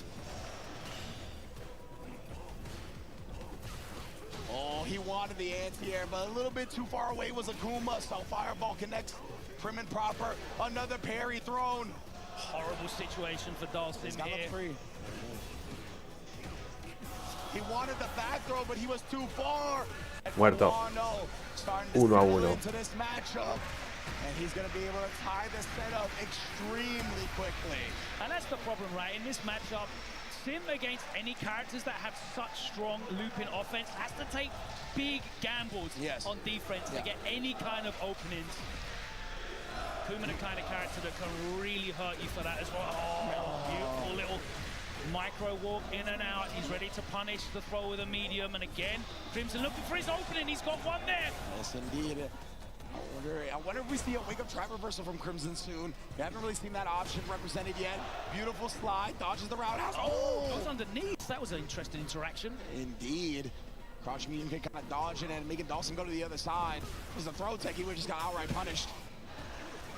There's the drive reversal that I was talking about as well. Figured Mr. Crimson would turn to that sooner rather than later. Oh, sniped the Kawano, tried to interrupt the flow. Muerto. Just enough to get him over the line. It was the last hit that got the kill. Perfect calculation from Crimson. Great job investing the money smartly. Now the parry attempt from Kawano after the demon flip dive kick, right? Knew he was minus, but Crimson not gonna fall for it.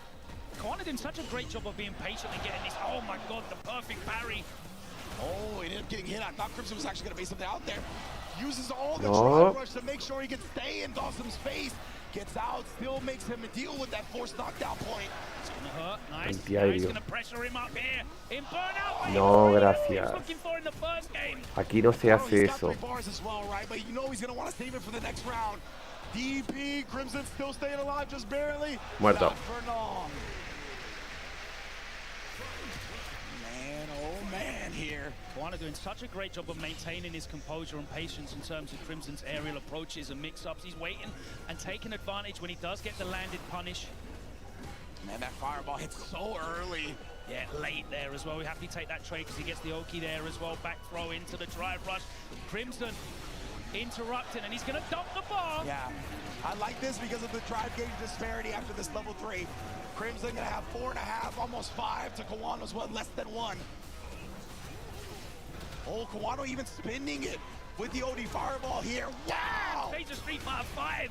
Legit, what a buffer against the long-range limbs. Whoa! We're ready! I can do it to Kami, I can do it to Dhalsim. No tiene super. Puede matar con un combo de Dry Impact. Crimson. Oh, he catches it. No combo to level 3 though.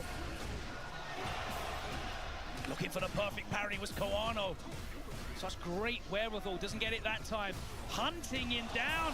Muerto. Level 3, and he's not going to need 2-1 para Kawano. Again, the patience is there. He's getting the grounded punishes, making the most of it. He's happy to. Yeah. Got the cancel. He got hit and then immediately canceled it to the teleport right. I think he tried to catch Kawano off guard a little bit by doing that. It hasn't worked though. Kawano's so patient. Yeah, he hasn't got hit by any teleport. He has checked every single teleport that Crimson has had if he's able to do so. Oh man, and then the perfect parry on the Uf, o sea, Japón se sabe bien el matchup de Dhalsim, obviamente, porque tienen a los dos mejores Dhalsim del mundo. Waisi Mochi y Torimeshi. He's been so impressive all weekend, and again, catches him. It is not easy to counterpoke that jump heavy from the flow, man. Hard read, right? And it's coming up for him. Se acabó, parece ser. So far. Set point para Kawano. Logan, the reads continue. My man is scholastic with it right now. The whole library has ticked it all off on good reads. Oh, and again, too far. Crimson, he's had that mistake a couple of times now. So really got to start to settle down here. Nice. Riffing on that medium kick. Crimson taking the opportunity. Kawano doesn't get it. He's burnt out. He's still challenging. Look at this man. He is so good at shutting down any of the drills. Like you mentioned. Level 3. Última adivinanza le queda a Crimson. That's a great use of that level 3. Crimson's a pixel away from his own level 3, which will be CA.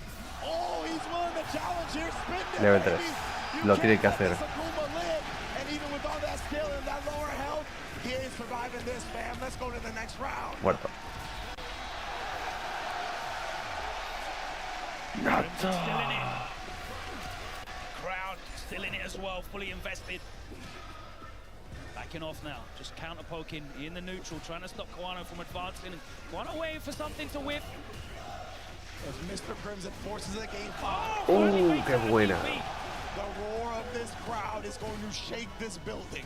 Kawano's been so good with those anti-air DP reads. Finally, Crimson rates it out and he cancels into another big combo for the corner carry. Backs off though. Yeah, you see Crimson like playing his footsies with the yoga flow, but Kawano, perfect parry into the check on the dash. Oh. I like that. Again, you see he's trying to flow back. And another grounded punish counter, and Kawano stalking him down. Even in burnout, he doesn't care. It's forward motion from him. Always back throw for Mr. Crimson, getting himself the real estate to work with now. No guess. Última adivinanza. Game 5. And look at this crowd embracing each other in the background.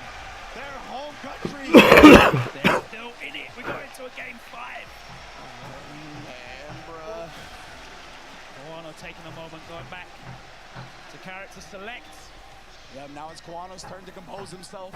We saw Crimson have to do that being down 2-1. Obviously, the electricity of the crowd helps him out greatly, but he's at best when he's playing his own game calmly. That's what we saw in that game 4. Seguimos. Again, man, cutting him off the pass, but Oh my lord! Buen castigo. Counter poking the long limbs. And really, there's just not been a lot for Kawano to change. Yeah. It's just the read. Oh, He sorry, burns hara himself out to do kidding. it though, but this positional advantage is great. He needs to be wary of the parry into a back throw. Oh! Drill, otra vez. Throw bait! That's gonna hurt! That's huge. Gets to the other side. Gets the throw on him as well here. Kawano's got one bar to his name. Crimson, are we gonna see a fireball? Every hit is getting cheered here. No! Why put yourself in the corner? Doria. Another double jack, but he gets the counter hit. Set point para Crimson. Life into victory. Mash that light punch, baby. Crimson is on set point. Nice air-to-air, wasted 2 bars, and Crimson in control here. Kawano looking for that perfect parry. Just so read-dependent. Indeed, Crimson showing off the perfect parries in his own right now. Stays ducking to get the proper punish. He's got a level 3 of his own. What the hell? Dhalsim tweaking in midair. Doria. Oh no, he actually going with the same side. Back throw. The back throw's enormous. The level 3's there. Oh no, he lets him out. Oh, he's missed it. Oh, No. Crimson elimina a Kawano 3-2. he's gonna bring the roof down. Así que Crimson versus Dual Kevin. Bro, I don't want to be here if he wins that finals. I'm running out. We might have to fight The a new structural integrity is not gonna. You're right. EVO France 2026 might have to be in a different city. It's just losers round 1. Oh man. And everyone, other than Kawano, I think will be happy that Mr. Crimson stays in the bracket just for the viewing experience. Absolutely. Ideally, we get Mr. Crimson this whole time. And France has come so close, right? We saw Wawa take home a victory in a game that wasn't on the main stage here. We saw Patachu get so close to getting a victory at EVO France trophy for the home country. Crimson is their last hope to bring something home as we get into the replay presented by PlayStation Tournaments. Oh man, bro. Wanna go watch himself getting punched up in the corner there. The little cheeky reset, perhaps. Yeah, Crimson, he was ready for it. Parrying him up outright. See the crowd, the response of the French crowd. You see that time there he went for the roundhouse and it just didn't pay off, but it's such a high risk. Crimson versus Dual Kevin. Y ese match es bastante malo para el Dhalsim. Into the touch for the corner carry, and you put him in the corner, it's so difficult for him to get out of that pressure, especially with Akuma's sensational looping options. But boy, Crimson, man, he's shown that defense with Dhalsim in Street Fighter 6 for the last 3 years, in Street Fighter 5 for the 4 or 5 years that he was using Sim there. He has been so good at making those defensive reads. And I really hope we get to see those drills in the corner, man. Like when it was all on the line. Yeah. Incredible clutch play from him. Yeah, the double throw bait setup, right, with the drills, that was immaculate. And yeah, this guy Crimson, he has such confidence in his defense. He gravitates towards characters that lack defense. Like literally all of his characters, whatever game he plays, they barely ever have an invincible reversal, right? He's just relying on his confidence and his decisions as a player, and man, did they pay off huge. And we didn't get to see the full reaction. Dual Kevin Crimson, Tokido contra Blaz. Nonetheless, and it's been an emotional top 8 so far. 4 sets down, and they have all delivered. An incredible set from Kobayan against Dual Kevin. Tokido and Leshar delivered as well. Blaz with the Sagat pick, and he looked very, very comfortable in that matchup. Shocked Dogura, and then Mr. Crimson pulling it out in the last moment, the home crowd. And we've gone from 4 Japanese contingent to now down to just 2 like that after 1 round of top 8, man. These players are here to bring home the first ever EVO France trophy for Street Fighter. We're going to be bringing it home on the other side of this short break. We all need a breather. Otro Go and corte. grab yourselves some refreshments. Don't go too far. We'll be back with more action after this. Otro corte comercial, así que nos vemos después del corte y de 6 minutos. Blue light glasses while you're gaming, having fun. Zenny's got affordable eyewear for all warriors and monsters alike. EVO sunglasses, available now.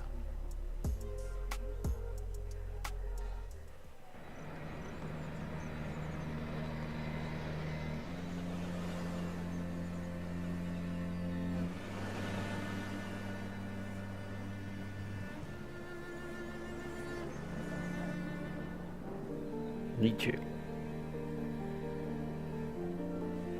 Ok, Tokido contra Blaz. Madre mía, ¿no? ¿Blaz sacará el Sagat o irá con el Ryu contra el JP y Ken de Tokido? Y sabemos que para Crimson Dual Kevin va a ser Rashid versus Dhalsim.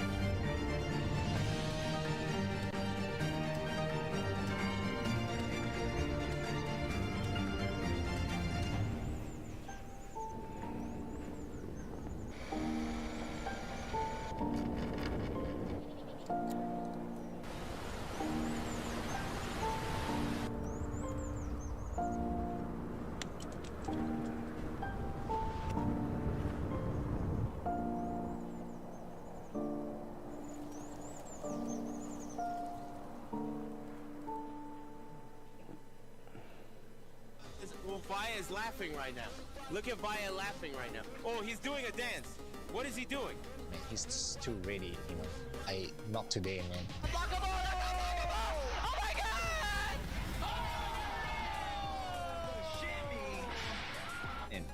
参加して、でその時また賞金額が上がって気持ちは調子良かったです。So it's much more than just playing. It's being a part of this community.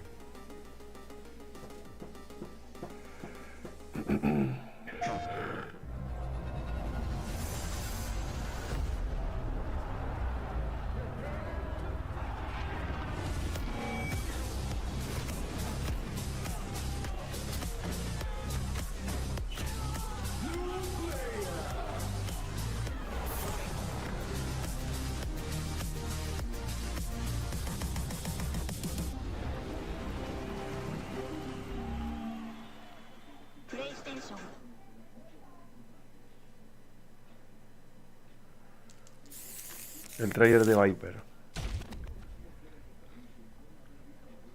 Workaholic Sí. Director of Siren Holdings Research and Development Department. Grace Hill is nothing but a cover story. Crimson Viper. My code name.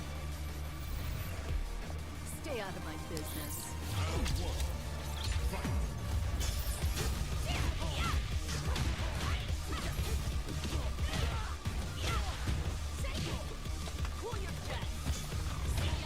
Could you just, like, give up now?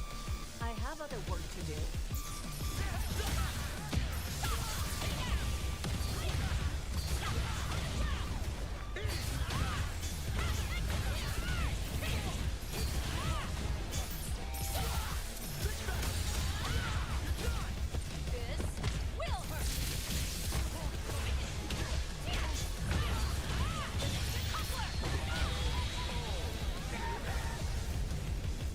A B+ for effort. Let's rock.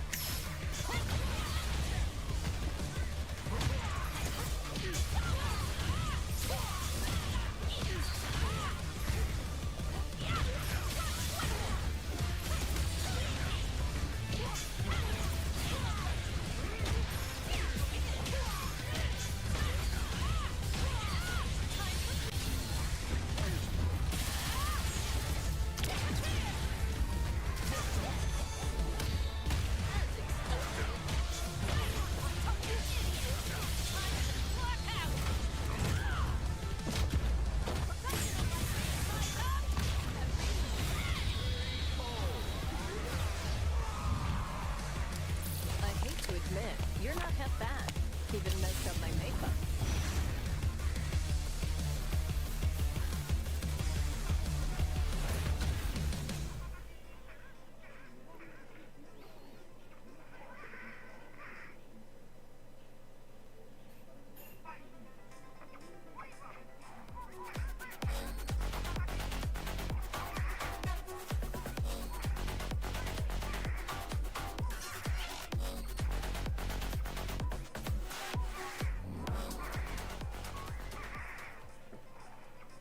To EVO France, top 8 for Street Fighter VI, and boy, has it delivered. 2 incredible matches in winners semi-finals. We didn't think it could get any better, but we had Cerca in top 8 from Blaz pulling that one out of his back pocket, and then all of the drama, all of the tension, all of the energy inside this Palais d'Exposition in Nice, as the Aegis shield was up and they defended, as Mr. Crimson defended home turf as well to eliminate Kawano. A sensational opening round of matches, Ridge. Couldn't have asked for better round 1 matches. Ok, vamos con Blaz contra Tokido. Everybody coming full swing, making sure they bring their S+ tier game to EVO top 8, of course, right? And we already got some updates on the standings. You want to talk about the offline leaderboard and what implications the results have had so far, Logan? Of course, it's really important, as this is the second to last, the penultimate offline premiere on the Capcom Pro Tour. We still have the event in Chengdu, China to come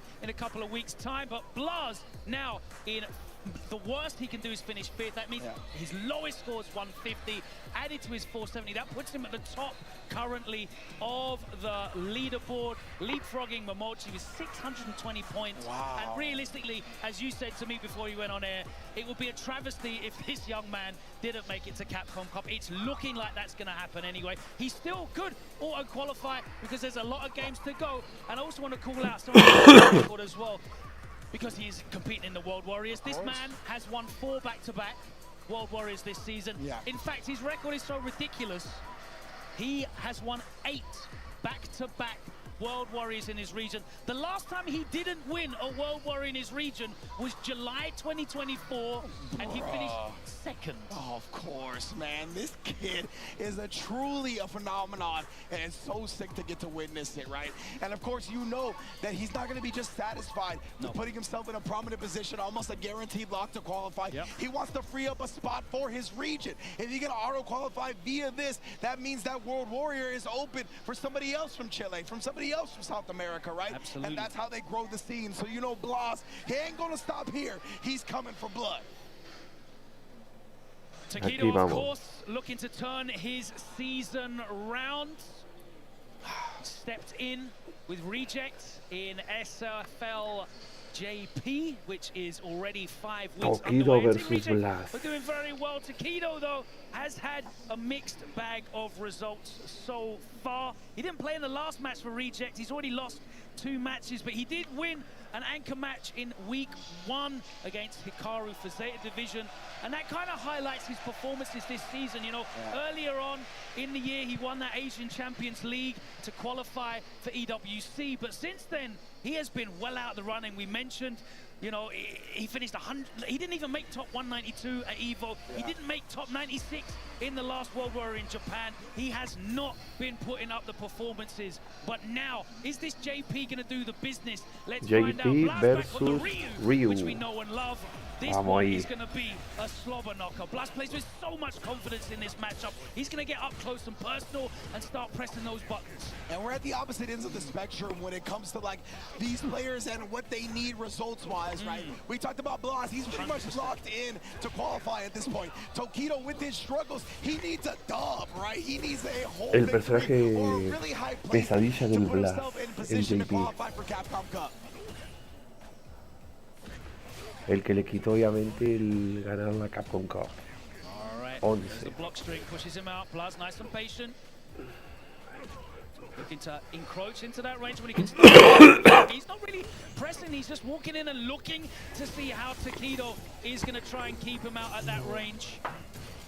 Data download.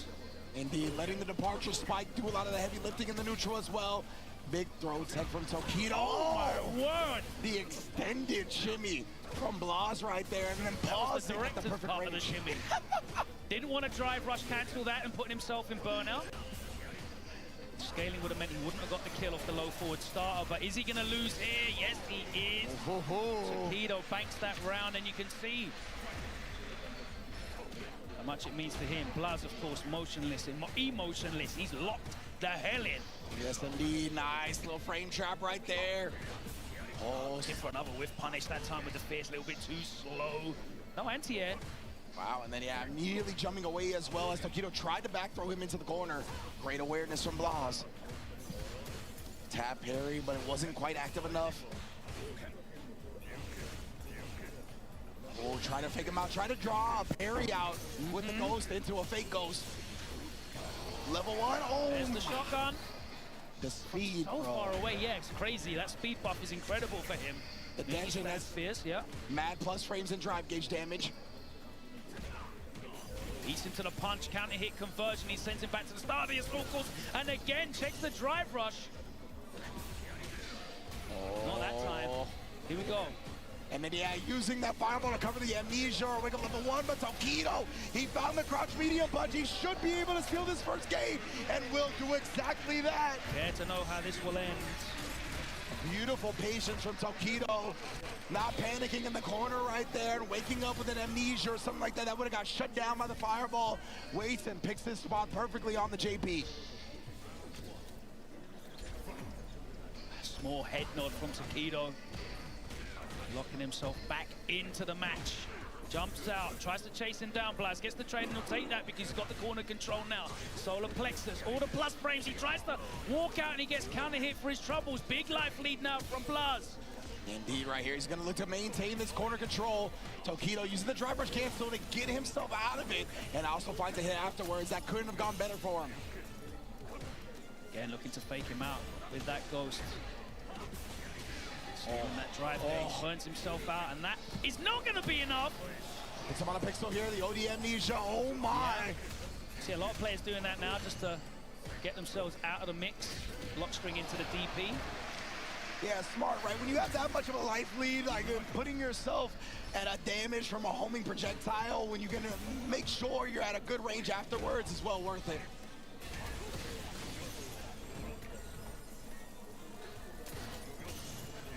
And again here, man, Blaz, yeah, looking to try and bait out the check, yeah.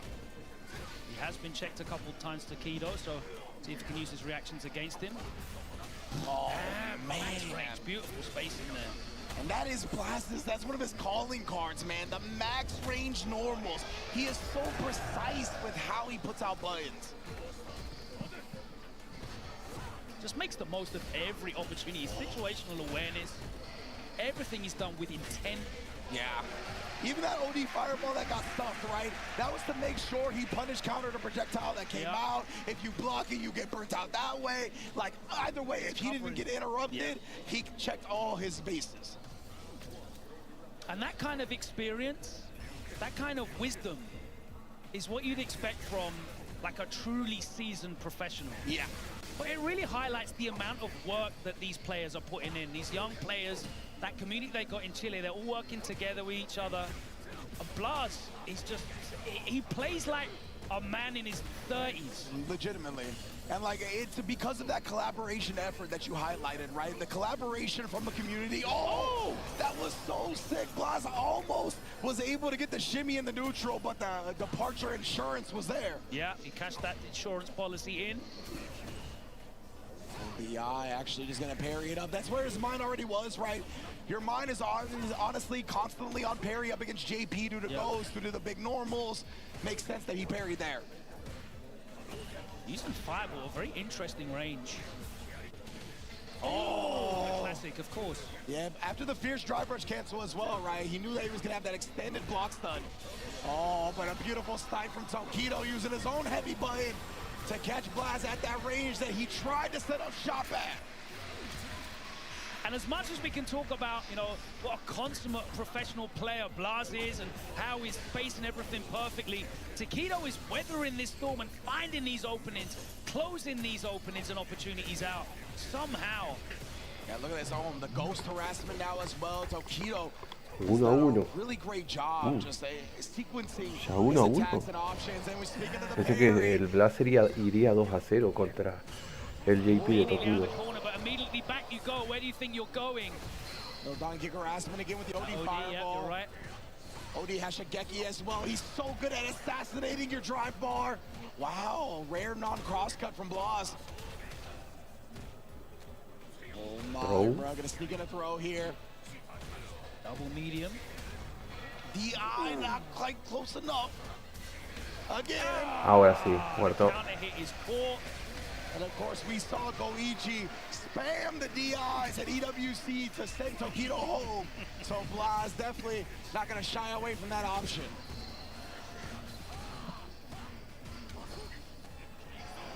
Oh, already picking him up right where he left off, fading out the parry, looking to assassinate this drive gauge again. Level That's 3. exactly Y what he's burnout. going to do. As Tokido look for some escape. He's not going to find it just yet. And Blaz is making the most of these stand Well, for his no. drive rush cancels in the corner. He's really getting a lot of mileage off of them. Oh, man.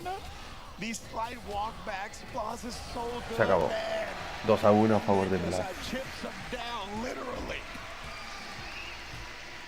And he can do that with full confidence because the only way out of that for Tokido is to mash a critical art in that gap. And even then, it doesn't leave him in a situation where it's a guess per game. He's got no resources left anyway. Oh, the Ashigeki again here. Catches Tokido trying to take his turn. He just kept it compact, a true frame trap. Now he knocks Y him down Tokido with se the offensive mantiene drive con el reversal. JP. Like you said, Logan, he's been so good at this corner. Yeah, he wants to keep Tokido there. Oh, my Perfect parry. man. Oh, Hashigeki is already not Hashigeki. Yeah, There's the Hashigeki. Oh, and he clips. That's going to hurt. Oh, look at that. Oof. 25%. No, tries No. to get him grounded, I think. Back throw. Yeah, interesting. Roundhouse decision. Now from long distance, he doesn't have too much drive gauge to work with. Oh my goodness. No funciona. Because of the projectile coming through. Yeah, I thought that would be quick enough on startup to come out, but the Pierce caught him and of course beat the level 1. And yeah, that's the benefit of the spike coming from the ground, right? Like usually projectiles, it would have to go through the level 1, but not the spike from JB as Tokido starts to lock back in. ¿Será que esto se irá a Game 5 o Blaz pondrá esto 3 a 1? Man, Blaz, oh my goodness, so sick. He's gonna find the crouch medium kick, a huge throw tech from Tokido, again allowing him to have a huge drive gauge advantage in this set so far. But Blaz, throw teching right back. We're a lot more even than we thought. Blaz going La back donkey to that kick. in neutral, trying to stop Tokido from being proactive. Oh my god, just a raw jump in. You don't see Blaz jump often, No. right? But JP is susceptible to that if you're picking the big long normals to poke with. No lo mata, pero deja una adivinanza. Ahora sí. Set point para Blaz. Going to set point now, looking to eliminate another legend. Yeah, what a jump in. I feel like that's the first time I've ever seen Blaz jump, like in any match ever. Again, harassing this time. Tokido finds Level the space 3. for the jab, and he's gonna immediately level 3, more so for the huge drive gauge advantage he has than the damage. No suficiente daño debido a que fue confirm con flojos. Very smart.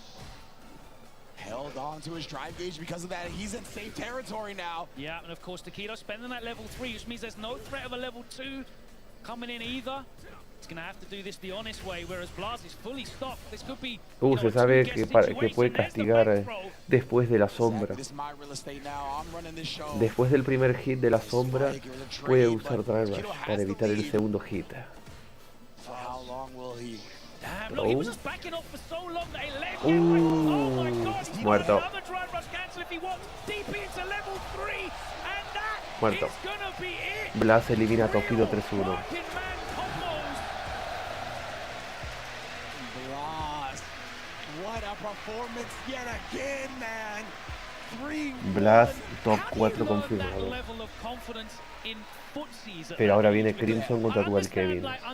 Y posiblemente tengamos rematch de Dual Kevin versus Blaz, ya que fue Dual Kevin el que tiró a Blaz al uso. Like like an old head. Yeah, and he's honestly, like, the way he plays footsies in the ground game, it's so different from so many other people, right? Because a lot of the times, you see how he gets these whip punishes, is people at this level are extremely good at catching on to the rhythm of your movements, of when you want to walk back, when you want to walk forward. And we'll see plenty of that in this replay presented by PlayStation Tournaments. But the thing that's different about Blaz is that he, like, parks for just a little bit longer than most people, right?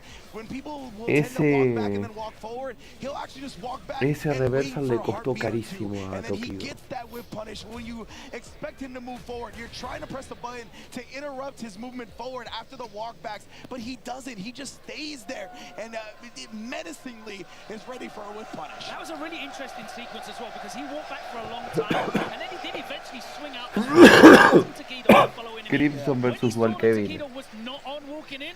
That's when he just did that classic Daigo walk up and throw from half screen away, correctly identifying and adjusting in moments. Man, oh man. But of course, one of the stars of the event has made his way back to the stage again, Monsieur Crimson. As does Duelo de the mandos. Shield make their way up to the front. Quedan 3 jugadores con mando y 2 jugadores con arcade stick. Our football stadium. Going up against Dual Kevin. Of course, the lone Marvel player in top 8. Looking to represent it. Gone down to Kobayan, right? A familiar foe with that Zangief in a CPT top 8. Kobayan with some amazing reads were able to put Dual Kevin away. And now he's got to go up against Dhalsim. What a run this is now for Dual Kevin. He's gone down to a guy that effectively just made 2 of the most ludicrous hard reads I've ever seen in the space of 3 seconds. Yeah. Now he's going up against the man with the most amount of plot armor I've seen in a very, very long time. All the pressure here on Dual Kevin. Yeah, but he's also in a really good situation actually in terms of the premier points. Right? Yeah, he's again added a minimum of 150 points. That's going to bring him up to 460, which is within that threshold. And hopefully he's going to be able to add to that. But certainly there's Rashid not going to be many people in this versus arena that are Dhalsim. hoping Kevin gets any more points than he's got already. It's all going to be behind Mr. Crimson. Yeah, maybe somebody's slipping my mind right now, but the days of strong Dhalsims in NA are gone, right? Like, we do not have too many on the level of a Mr. Crimson, of a YHC Moshi, of a Torameshi. So it's going to be interesting to see how prepared Kevin is for this matchup, or if he can snowball hard enough. But that's the thing that's been toned down about Rashid for multiple patches now. So because of that, I don't know how easy of a time he's going to have, even if he does hit Mr. Crimson once. Here though, aegis Mr. Crimson looking to defend his territory against yet another invader. USA versus Francia. Immaculate, perfect parry there from Crimson. Kevin gets straight out though. He has to back in the corner. Oh, there you go. He doesn't get reliable Oki there, of course, anymore. Oh, that's why he had to outplay him in the next sequence, and that's exactly what he did. Dual Kevin able to push him towards the corner. Nice check. And he got checked a number of times by Kobayan, going for exactly the same situation. He needs to close that door and tighten it up. Tap parry gets thrown. Big chunk of damage to K. Muerto. Here the crowd continue. Round para He will Crimson. most definitely get his wish as he strikes first blood in this set. Crimson having to block there. Recovery. Again, trying to pepper him with normal straight use of the slide. Preemptive gets underneath. El slide para side switch, pero no confirmó. Again, the parry gets thrown. Try reversal is there, but he burned himself out in the process. That's why he's going to burn Mr. Crimson out as well here. Mr. Crimson doesn't choose to drive reversal himself. It can get punished if you do it at the wrong moment up against the SR. Oh man, he's got level 3 on deck, and Dual Kevin's got his drive gauge back. Crimson Buena. throws it though, recognizing the gap is not unthrowable. Oh. My goodness, where you get feel the tension of the crowd here. Oh, Muerto. How does Crimson do it? 1-0 a favor de Crimson. But like you said in the last set, that is why he's able to play Sim. You know, his defensive reads, his understanding of your tempo, like your composure, when you're gonna break out, when you're gonna sit there, is why he's able to make this character sing. It's so difficult for most people to do the defensive part of this character. I mean, he does it justice every time. Every throw's getting that cheer. Oh yeah. Yeah, I was gonna say he wants it. He wants to hit the crowd. Oh, he wanted Esta vez no pudo castigar el double jump. Sky jump, but fortunately gets past it. Huge perfect parry. Throw. This is what we talked about, the cycling of the options. Mr. Crimson. Another throw. Another throw. Another throw. Not like this. Give me one more. Oh, he finally takes. He said, I'm not going outside. Literally disappointed that we didn't get the last No castigó la Eagle Spike. Round para Crimson. It's looking so controlled right reminded now. me of that UFA Grand Final last year with Kusanagi against Shanghai with the throw loops as well. They like them some throw loops here in France. The live crowds respond to the throw loops. I understand the social media don't. It's definitely popping the live audience. Yeah. At the PLE. Yeah. Oh man. Oh, nice slide up under. And again, the parry is he's throwing so many of Kevin's parries, man. There's the weight cut drive reversal. He's had enough. Hey, he puts himself in burnout, but that's how that could have been a big whip punish for Kevin. Muerto. Not ready for it, and 2-0. He's going to dump the ball. I'm not sure if that's going to get him over the line. It probably will. Heavily scaled combo, but Kevin's no, going to be burned out, so Pixel. Chip is very much a threat here. And that's why Crimson 2-0. checkmates him. Beautiful fireball. You can't block it on the ground. You have to take to the sky. Anti-airs that one. Beautiful, beautiful play from Mr. Crimson. And Kevin just has to go back to the drawing board. And you're getting outguessed at the moment now. In these looping situations, he's not able also in his offensive situations to convert. Again, he had the same problem against Kobayan. It's just not going his way today. Absolutely not. See if Kevin got to reset some of this pressure here. He does start with a raw drive rush in. Leads him to the punch. That counter hit gets converted. No! Oh my goodness, what a bait out from Crimson. Take that trade. Oh, not biting on the shimmy attempt either. Look at the defense, bro. Truly the shield. Buena parada del drive rush de Crimson. You ain't going nowhere. You ain't going nowhere. I checked that one as well. No throw take that time. So you know what? We go back to the old faithful. Set point para Crimson. You saw Kevin try and check it, but not in time. That drill just tore Rashid's ACL. He'll be out for the remainder of the season.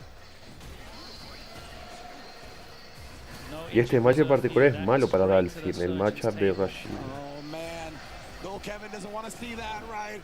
Crimson though, he's a set point away. Anti-air, he's been so consistent with stopping the jumps. Oh, and again, the spacing is so good. Literally couldn't be better. Oh, he's changed it up. Yeah, giving the crowd throw. Muerto. And he's changed it up for 3-0. And Crimson dumps the meter and stands up. Top 4 confirmado. Kobayan versus Leshar, Crimson versus Blaz. Eliminating another world-class player, and he stays in the hunt here. Viene ahora el match más difícil de Crimson contra Blaz. Journey comes to an end, but he will be cashing in 150 points on that Pro Tour leaderboard, which is an excellent result for him, but certainly not the result he was hoping for. We will see that man, Mr. Crimson, back here on the stage. I really want to have a conversation with him about this set because, like, I want to know if he just was resigned to the throws because that was going to be his strat. He figured Así que Norteamérica fuera. or if there were specific parry Norteamérica eliminado. because he threw damn near every parry that Kevin Así did. que queda ahora solo Japón, Corea, Francia y Chile. Also at the end, right, one of the main counters to tap parry is DI. That's what we saw at the end right there. It is like perfectly, like frame-wise, can get called out by a DI like we see right here, right? You tap parry, by the time the active frames are over, you're locked into blocking, and you get fully exposed. It almost looked like he did that on reaction, and I know that that's not possible. Así que ya está el top 4 confirmado. But it almost looked like it. That's how good the read was. Yeah. And that's why I want to ask him about it.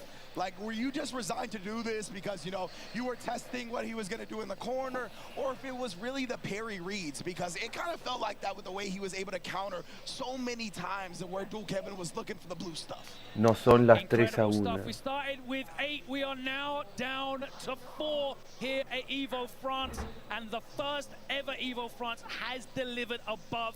Okay, vamos con Winners Finals. We still have one player from Japan, one player from South Korea, one player from Chile, and of course one player from France. Which everyone in the building is very happy for. The action will continue after this short break. Okay, otro corte. You won't want to miss Así que a single second nos vemos, a ver, ¿cuántos minutos? 6 minutos y medio.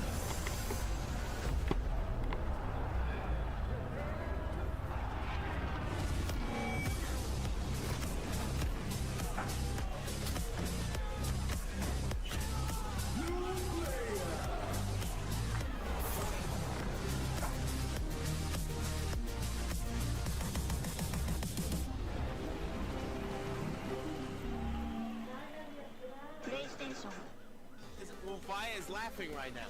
Look at Vaya laughing right now. Oh, he's doing a dance. What is he doing? Man, he's just too ready, you know. Not today, man. Oh my god!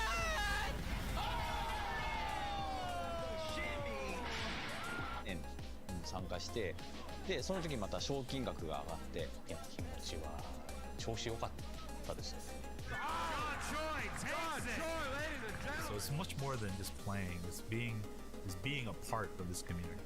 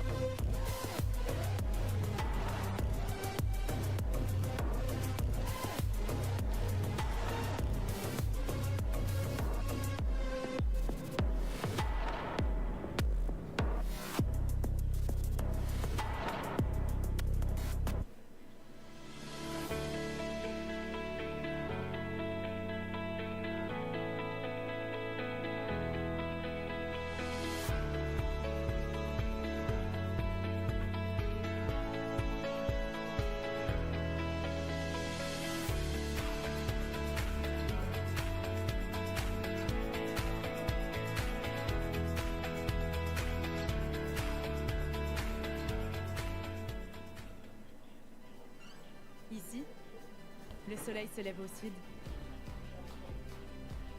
Ici, nous sommes une terre de contraste.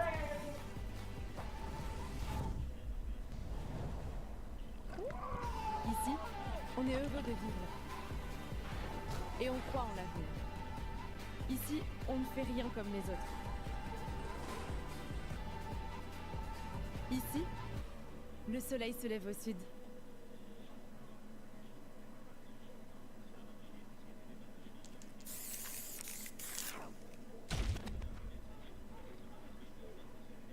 Workaholic Director of Siren Holdings Research and Development Department. Grace Hill is nothing but a cover story. Crimson Viper. My code name. Stay out of my business.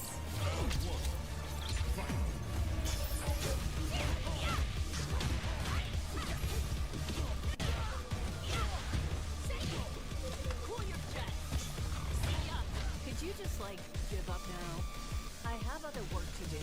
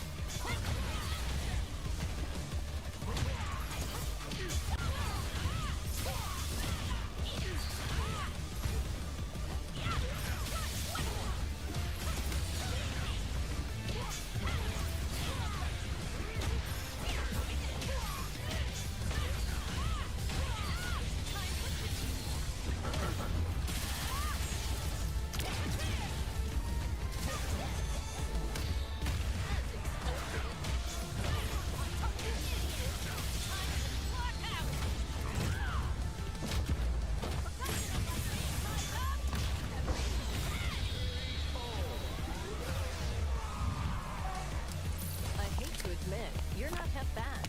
Even messed up my makeup.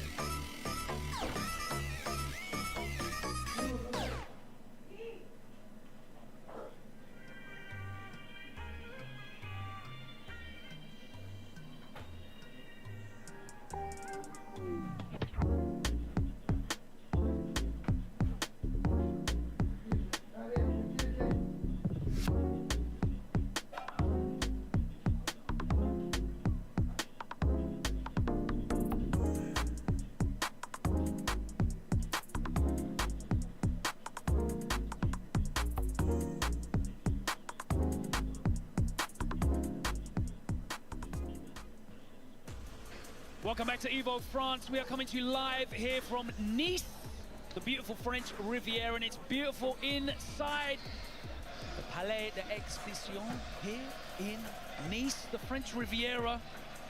We're here on the coast. Everyone is protected from the sun. They've come here to sit in the dark. Yes, indeed. Because all of the lights are on the stage. It's our first ever EVO France Street Fighter VI Top 8, and boy, has it delivered. Amazing. It's been my pleasure to call it so far with Rinch. Yes, sir, man. It has been an amazing time. I couldn't have asked for better matches to talk about. And right now, we're going to get another meeting of titans here. Kobayan out of Japan going up against Leshar from South Korea to see who takes the prime position in grand finals. Now, the last time I saw Leshar going up against a well-known Zangief in a big match situation, he was beating the brakes off of Itabashi Zangief in grand finals at Combo Breaker in the Ed versus Geef matchup. Now, that doesn't mean we're going to see him use Ed this time, and it certainly doesn't mean that it's going to go exactly the same, because Kobayan's got a very different style of playing, but I think potentially it might work against him, because this matchup, from what we saw at Combo Breaker, looks horrendous if Geef takes a slow and patient neutral approach. And what did we see from Kobayan in winners semifinals? That's exactly right, right? We highlighted that that's his style. He likes to play a grounded, slow game, really rely on the range of Zangief's options and his normals. He's not looking to get big rewards. He's down to nickel and dime you with that range, but you can't really do that up against Ed. Ed has some of the best range normals in the game due to the flicker buttons. So because of that, yeah, I don't know if Kobayan's gonna have to dig deep and start finding the hard reads again, but I feel like that might be what's on the menu. Well, the heart of the cards were with him in that first winners semi-final. The reads seem to be there. Let's find out if he can traverse this neutral ground. Winners finals is here, baby. And Leshar already Off to the races, found a crouch medium, but drive rush cancel. Oh, tries to bait out a throw hard. Kobayan though with a quick lariat anti-air and a quick confirm as well. Taking the most and quickly gets the life lead back. Those two situations. But again, the whiff punish there as Kobayan trying to be preemptive and proactive in the neutral. Oh, he tried to catch Leshar committing to something with a jump in right there. I like that idea from Kobayan. Represent the jump here and there. And wow, okay. What an SPD. Reversal SPD looking for the delay button there as well. Yeah. Was trying to bait Leshar into waking up with an ODDP. He did not. He does get the parry on the third light though, but that's all he's gonna get right now. Wow, ended up burning out Leshar in the process though. Back throw is gonna be so difficult to avoid a chip kill here, and Leshar's not gonna let you even try. Yeah, that would have required Kobayan waking up with a super, and he wasn't willing to put those chips on the table just yet.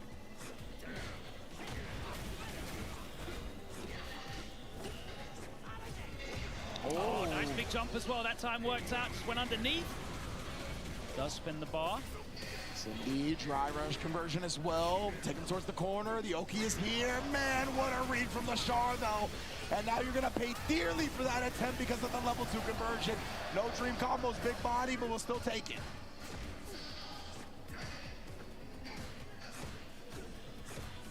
Oh my goodness, man. Be careful whiffing that medium kick. Yeah, Kobayan, he's like trying to counter poke or just putting the buttons out there, but like we talked about, it's gonna be so difficult to stuff Leshar on the ground in this matchup here. Tries to jump in again, and realistically, that's been the most successful route of attack here. He knows that Ed is gonna dominate at a range that's outside of his effective range. He also can't really go for those charged fierces either. Yeah, exactly right. So he's trying to jump on like snatchers, heavy punches, medium kicks, heavy kicks. But even then, Leshar is doing such a good job cycling these different options, whipping the jab into another crouch light.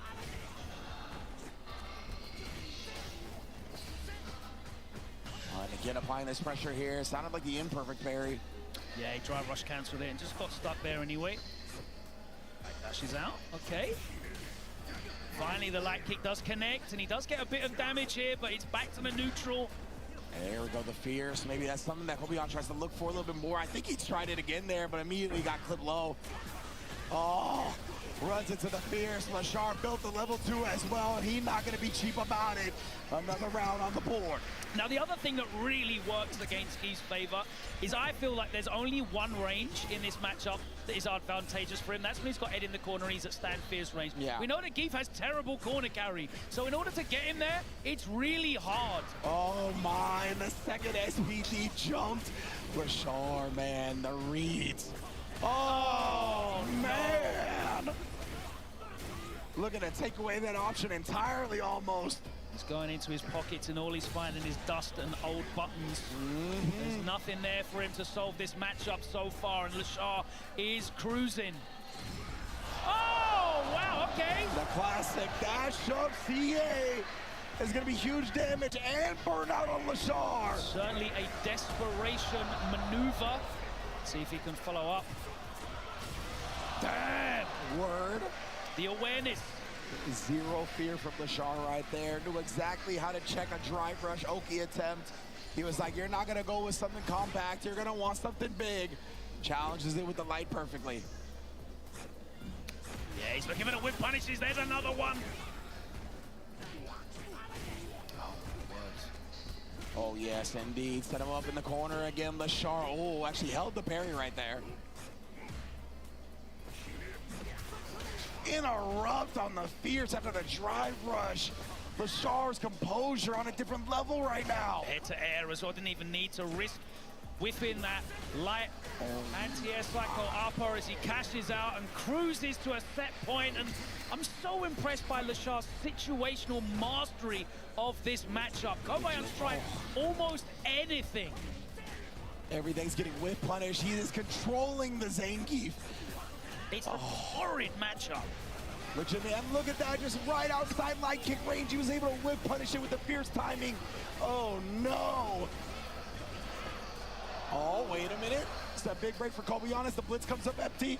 Tries to get the drive rush one way to get inside your optimal range, and in fact, that is the SPD, because of course, we're going to end the set on yet another command grab whiffing, another read from Leshar, and Kobayan can do nothing but smile and turn around and offer his hand as Leshar cruises into grand finals on the winner's side. And boy, he read him like the back of a pamphlet.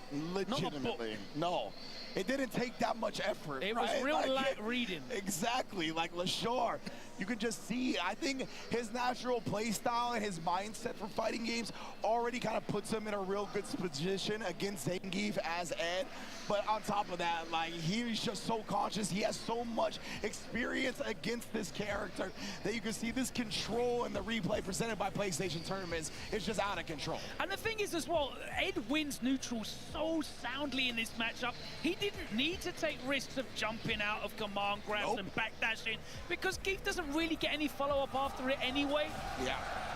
But he still had such a consummate dominance of this head-to-head here against Kobayan. Yeah, I remember one SPD happening when, like, he made Kobayan block something and Kobayan did it as a reversal. That landed. Then the dash up level 3. Besides that, it jumped or backdashed every single time as we saw that to put the nail in that winner's finals coffin.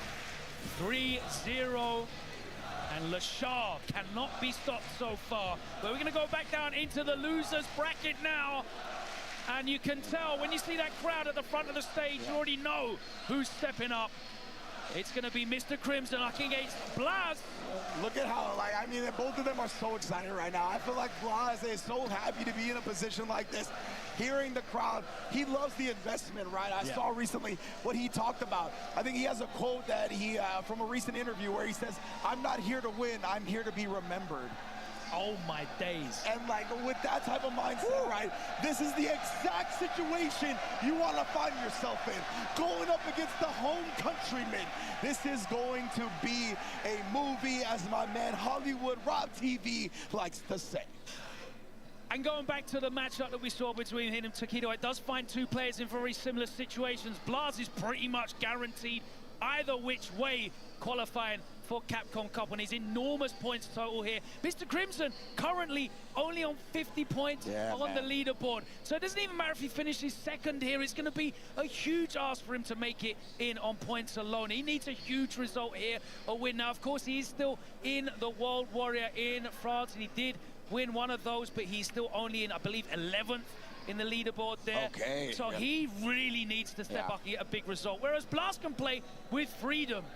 He can play, as you said, to be remembered. But you know what you need to be remembered?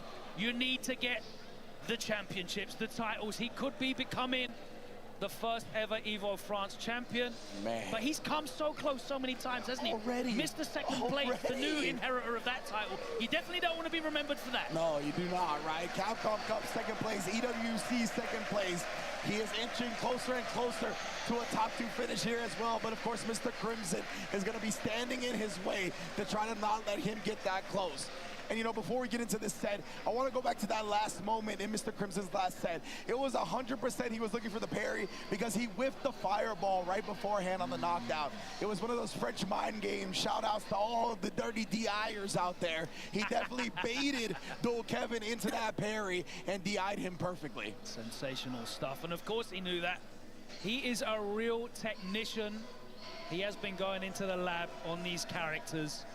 And scraping the barrel really on Sim. You really do need to squeeze out every last drop of juice to make this character work. Oh, yes, indeed, right? And that's why it takes, honestly, a couple years for a lot of the Dhalsim players to show out and get results like we saw from YHG Moshi and Torameshi at EWC, like results we're seeing right now from Mr. Crimson here at EVO France. There's so many tools that this character has, and you have to be so precise with how you use them that it takes a while to get really strong at a competitive level. But here is Mr. Crimson and Blaz, of course, with his roulette wheel of characters, this time breaking out the Ken Masters. Yeah, he wants that mobility, he wants that corner carry, he wants that opportunity for explosiveness, for volatility. It's not the time to creep in and try and play footsies. No. It's the time to put your foot on the gas. Hold down W. Oh, yeah. Secure that W. Run, step, kick, Tatsu corner carry, a whole lot of tools for Ken in this matchup. Even that right there, the drive rush that medium kick. Really good, yeah. Oh my goodness, the whip punish on the long range limb. Immediate backdash, how do you respond so quickly? Oh, Mr. Crimson picking that button perfectly in terms of timing. Blaz walking in. Oh, drive rush, knew the Yoga Flame was just outside range. Oh, again, bro, the whip punishes with this crouch medium punch. And he's showing like the full spectrum of whiff punishes as well. The crouching medium punch into the enhanced DP. That time it was into the stand fierce for the combo extension. He made the most of that. There's the trade combo as well. And he's gonna cash out with a level 2. Incredible showing so far from Blaz already. Oh, he tried to get him to press something right there. The potato DP. The tip, bruh. Oh, and then the parry gets thrown into the trash. Blaz 1-0. Crimson definitely going to take a moment here to have a think about what went wrong. He was getting whiff punished. And that's the huge risk that's associated in this. This used to be a bad matchup in 5. But now with the system mechanics and the access to drive rush cancel, perfect parry, we saw his awareness as well. You know, he had the option select there. The parry was there if the fireball was going to hit, and it didn't. He immediately drive rush canceled and clipped him instead anyway. His situational awareness, is so high. It's on another level, honestly. And Crimson, though, we saw, right, he was down 1-2 to Kawano in that opening round top 8. So it's not like this is unfamiliar territory for him, but dude, the amount of where they're like punishing from this crouch medium punch right now.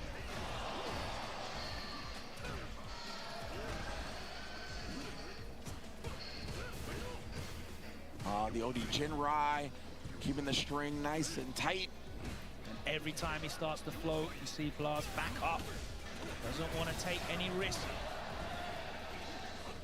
Backdash there. Resets the space, and then again, he's just waiting for something for Crimson to whip. Wow. Yeah, that will go over. OD Dragon Lash. He's got so many cool ideas in this matchup. The amount of fireball usage has been nice as well. Crimson caught him, trying to approach that time. Blaz, he's just so confident with his movements. Crimson, though, has done a good job taming him. Off again, just to stay safe. Oh, he tried to look like another Dragon Lash. Got put away, and very nice for Mr. Crimson right there. Not gonna let him respond with a big button. Little sigh of relief. Sometimes you just need to see one shot go in to gain that confidence.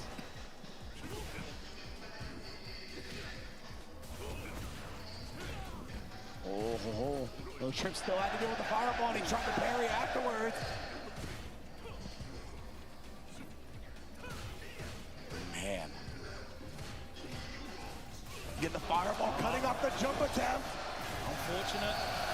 Crimson will take that with open arms. Indeed.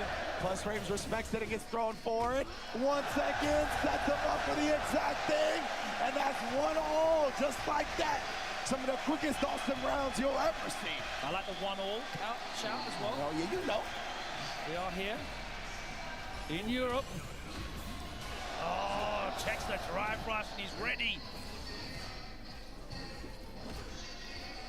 Crimson now starting to pull ahead. Yeah, you can tell he's finding his confidence as well. Blaz, oh, nah. Just eats it in the face. Yeah, you're not escaping that easily. He probably wanted that exact thing, right? That jump drill. That's why the Fierce hit last time.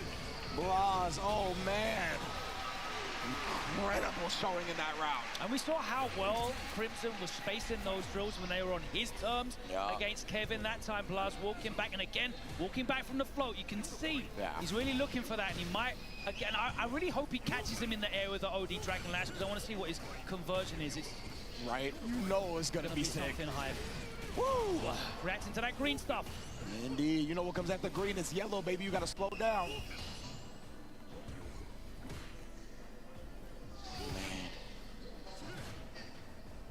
Again, long-range options from both right now. Nobody's trying to get too close recklessly, right? Everybody's trying to be very surgical, very precise about how they approach the opponent. A lot of respect is being shown. Fireball drive rush to protect away. Whoa! Jumped out of the throw attempt. Look at that. Blaz just continues to walk back. Usually players force the engagement with Dhalsim, right? But Blaz is showing so much patience. Crouch Fierce blowing up the jump attempt most likely. Ooh. Spend it all here. CA, you put yourself in burnout, you do gotta spend it in this instance because of that. Absolutely, he's still gonna be well away from recovering from burnout as well. And he's not trying to be too predictable at the teleport. Actually gonna hold on to it, just a fireball himself. He's trying. Here we go, Blaz actually stands up last moment. He's the slide. The crowd get their favorite. Oh, and again. Tried to fake him out too. He's thrown him a little bit of a frame trap into the DI. Corner wasn't on screen yet. That's some of the best time to do it.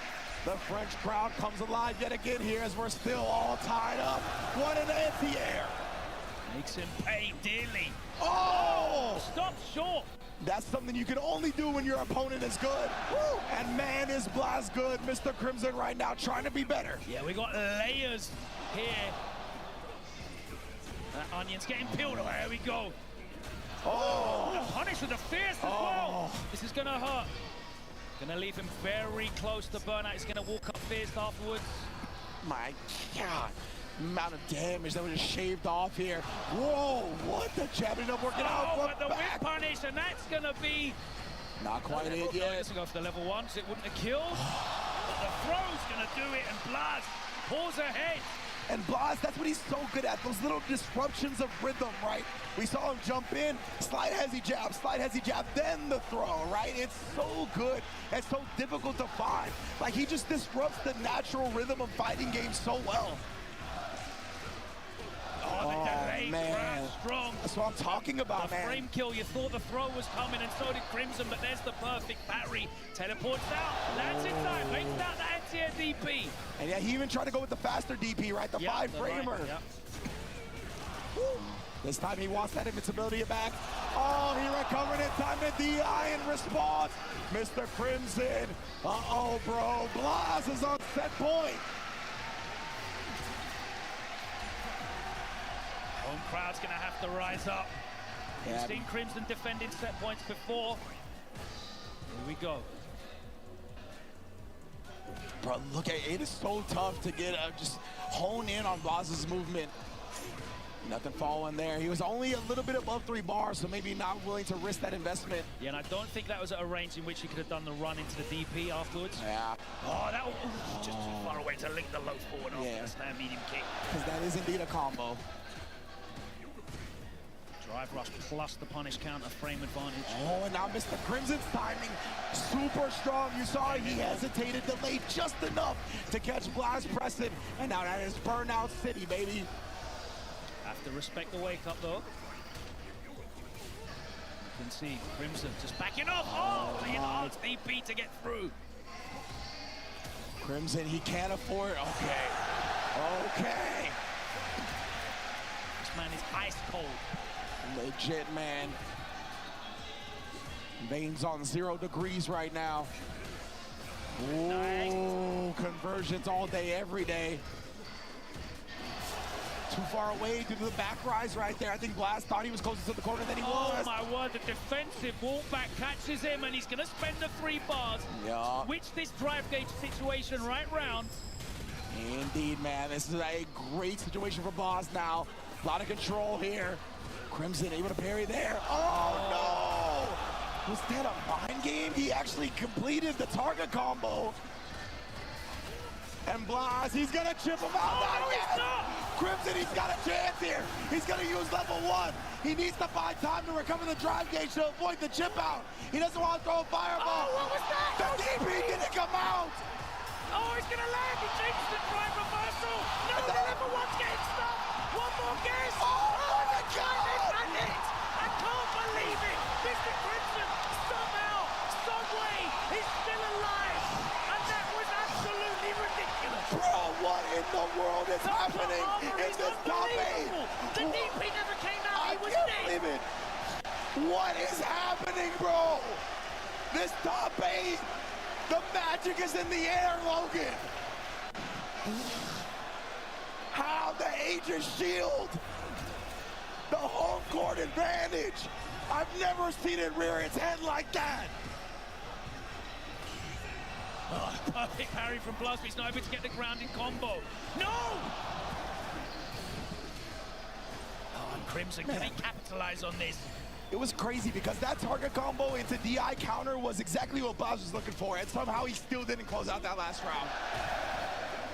That empty run with the DP not coming out, and he was dead when he landed there off the chip anyway. Oh my god, everything is going wrong for Blaz right now. And Crimson. You talked about it, Logan. You haven't seen this amount of plot armor in quite some time. And boy, man, have we seen a whole lot of it. Full AC 18 right now, but Mr. Crimson here, forced into the corner of the trades. They're not going his favor. DI is there.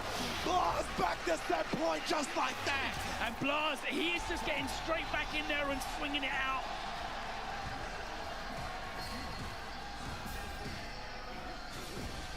Turns around, catches it.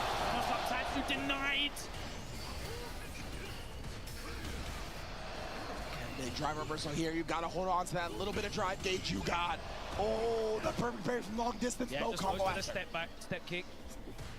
Not certain if you could get the crouch fierce there, which may have worked. Oh, what a check. The perfect parry. He saw the green flash. He was ready. 3 bars. He's going to get that drive gauge back. And we saw Crimson do drive rush yoga fire to counter that exact thing earlier on in the set. Because Blaz is so proficient at perfect parrying. Oh my goodness, he avoids it by immediate DP afterwards. Catches him trying to jump. Oh my goodness, Crimson. You're still alive, bro. You have no more drop gauge. You do have a critical art now, though. Oh my goodness, how is he still alive? Oh, and the parry into the OD fireball.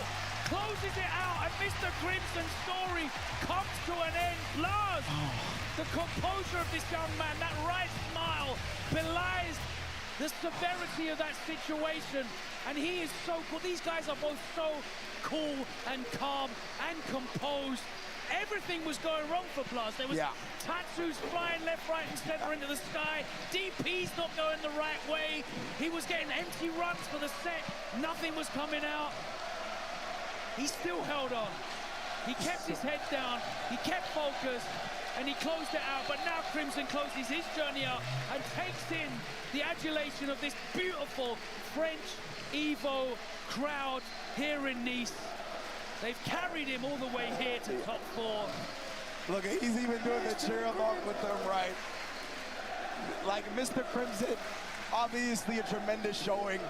And for the first ever EVO France, to get this far in the main event, I mean, we couldn't have asked for a better show, right? Besides him winning the whole thing. Incredible, incredible stuff. Blaz, as per usual, man, you made some incredible points right now, right? The fact that he was still able to maintain his composure, even so many players in that same elite level category that he is in would have crumbled to what happened in that set, but he did not. And at 14, 15 years of age, how? He just went straight back in and was swinging it out, bro. He was not trying to play this patient game. He wanted to grab that match by the scruff of the neck. He wanted to grab all of the energy in this arena and compress it down. And somehow he converted that into energy himself and dragged out that win. And that's part of the mindset of playing not just to win, but to be remembered. He embraces these legendary moments. He embraces these big moments as we embrace this replay presented by PlayStation Tournaments.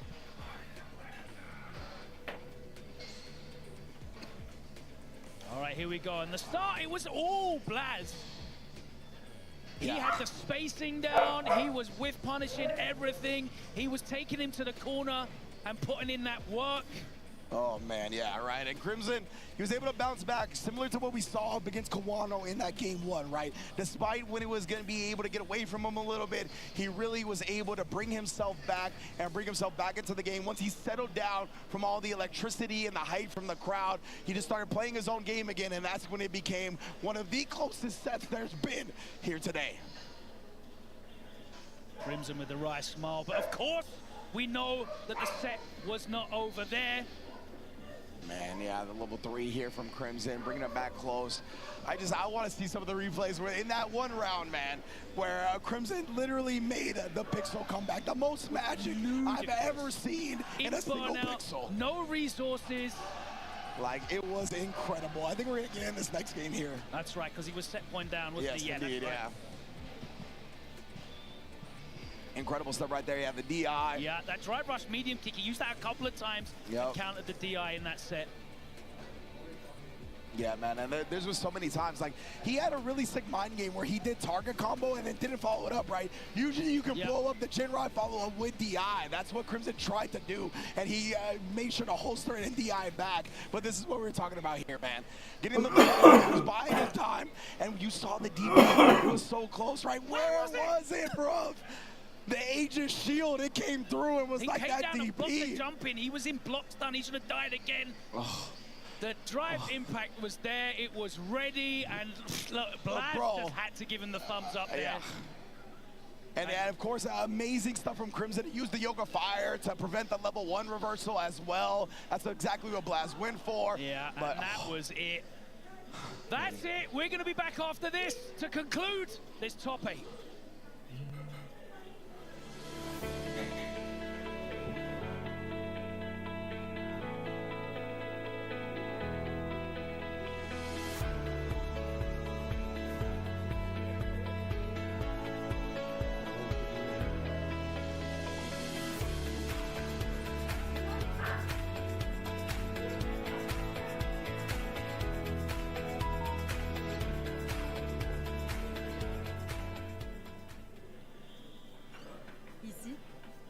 Le soleil se lève au sud. Ici, nous sommes une terre de contraste.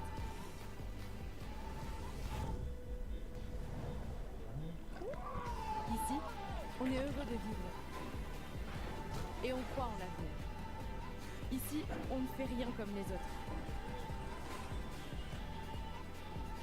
Ici, le soleil se lève au sud. I won PlayStation's Road to EVO and went head-to-head with Arslan Ash.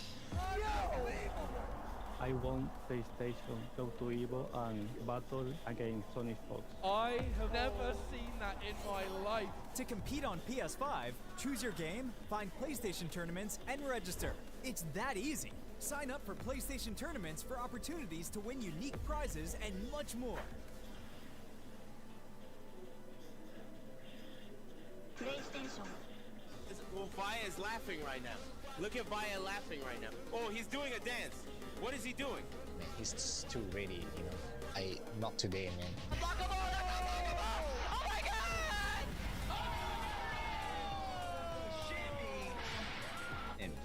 参加して、でその時また賞金額が上がって気持ちは調子良かったです。So it's much more than just playing. It's being a part of this community.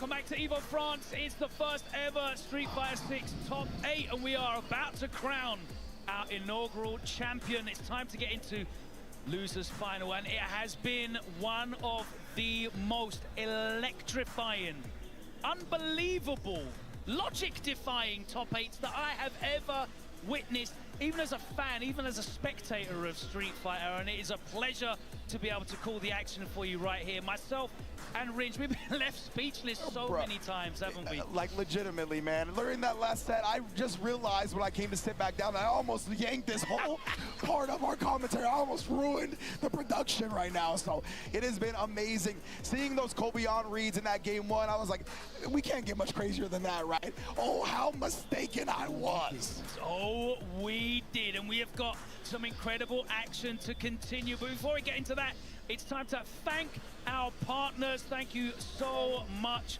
to our partners over at PlayStation. And of course, the Flex Strike wireless fight stick is on its way. Let's take a look at your next controller. The Flex Strike wireless fight stick, designed by PlayStation thanks to its durable custom design and its 3 swappable restrictor gates. You'll be able to control the fight with the same inputs from the DualSense controller. Plus, you can avoid unplanned inputs due to its ability to lock your button layouts and its textured, non-slip material at the bottom of the fight stick. It also comes with a sling carry case, including a lever gap, so you can safely bring the fight everywhere you go. We're not going to be damaging that beauty when you rock up to your local tournament. With its fast, ultra-low latency wireless connection via PlayStation Link and its wide USB-C connection, the Flex Strike wireless fight stick will be your new ally on PS5 and PC. Look out for that coming very, very soon. But look for coming up next. It's going to be Blaz continuing his run of terror up against Kobayan. I mean, you couldn't be in different levels of form as they clash. The momentum is completely on one side, isn't it? Yeah, absolutely right. Blaz is off to the races right now. Who is going to stop him? He is clearly an unstoppable force. He met the immovable object of Mr. Crimson and still plowed right through it. Now he's got to fight the muscles of Kobayan. And shout out to that dude with that AEW title in the crowd. I saw that, bro. Legitimately, he had a replica title. And you made a fantastic point whilst we were off air as well, about how Blaz is so versatile. You know, he's showing a higher level situational awareness, but not just one character, not just with his main. No, exactly. We've seen 3 different sets from Blaz. 3 different characters got the W, right? Now, they're all Shoto-esque. They all have fireballs and DPs, but that just shows how nuanced he goes into the matchups, right? He's able to pick the correct fireball DP character for damn near every situation. We saw Sagat in the beginning, then we saw Ryu, then we saw the Ken for the Dhalsim, and it looks like he's going back to the character most people associate with him, and that is the World Warrior himself. And what a sight it would be to have Ryu in grand finals, but Kobayan definitely does not want to see that, but he finds himself in the corner already, backdashes and finds nothing but a crouch strong. There's the frame kill, catches him standing up. Oh man, and Blaz, you know, he always wants this corner control. That's exactly why he offensively drive reversals, gets the knockdown, a little bit more damage to the wide life from the drive reversal as well. Oh, he tried to parry. That's huge because of the drive gauge damage.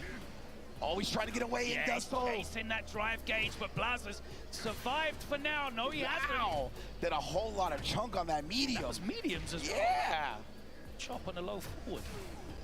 No, you may not. That was a gamble and a half. Good time to get it in, though. Nice and early. Yeah. My man's reactions, though, Blaz, he's kind of not to be tested more often than not. He's extremely... Oh, never mind. Found the OD running bear grab in the neutral instead. And Ramokian. Messing up that beautiful parquet flooring. Yeah. Oh. Nice job. Now Kobayan's the one keeping him tamed in the corner here. Kobayan nice and patient, and this is going to be to Kobayan's favor. He loves playing like this. See him using that fierce as well, because Blaz has been just trying to walk into that low forward range. Oh my word, max range overhit. Yeah. Okay. Tagging him. Oh, wow. He's giving them the bring it home sign. Yes, indeed. Now Blaz looking to shake it off literally right there. You saw him Quick shake of the head. Didn't like the way he played in that last round. And again, the timing, you mentioned it on the last set, how good he is at just introducing that awkward delay. It's not like a frame trap delay, it's like, I'm gonna make you flinch delay. Yeah, it's crazy the way he goes about his ground game, man. It is extremely different than I feel like 99% of the players I see, even at the competitive level. Oh, spine buster. Shades off. And again. Spine buster. Oh, my. Oh, the fears just outranging the attempt from Kobayan. Full CA sitting behind it here as he's trying to buy back that drive gauge timer. Oh, he gets it back. Survives. And the raw sweep. Oh, no, it was punished. Wow, how did you block that? Yeah, this is just chip assassination. Literally, as soon as you block that normal, the OD Ashigeki, that is a true string. You are not doing anything in between that.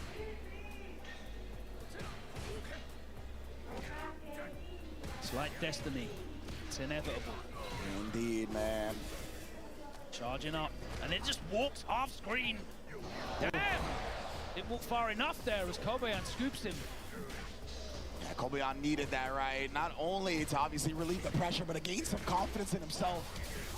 Nice. And now, this counter hit link. Crumble. Overhead off that as well, and Blaz is so good at identifying those win conditions, those kill scenarios, takes another round. And when you're counter hitting someone so much, it's really, really difficult to, you know, identify when they're going to change it up. But Blaz definitely knew that Kobayan was just going to be down back in and waiting for his turn.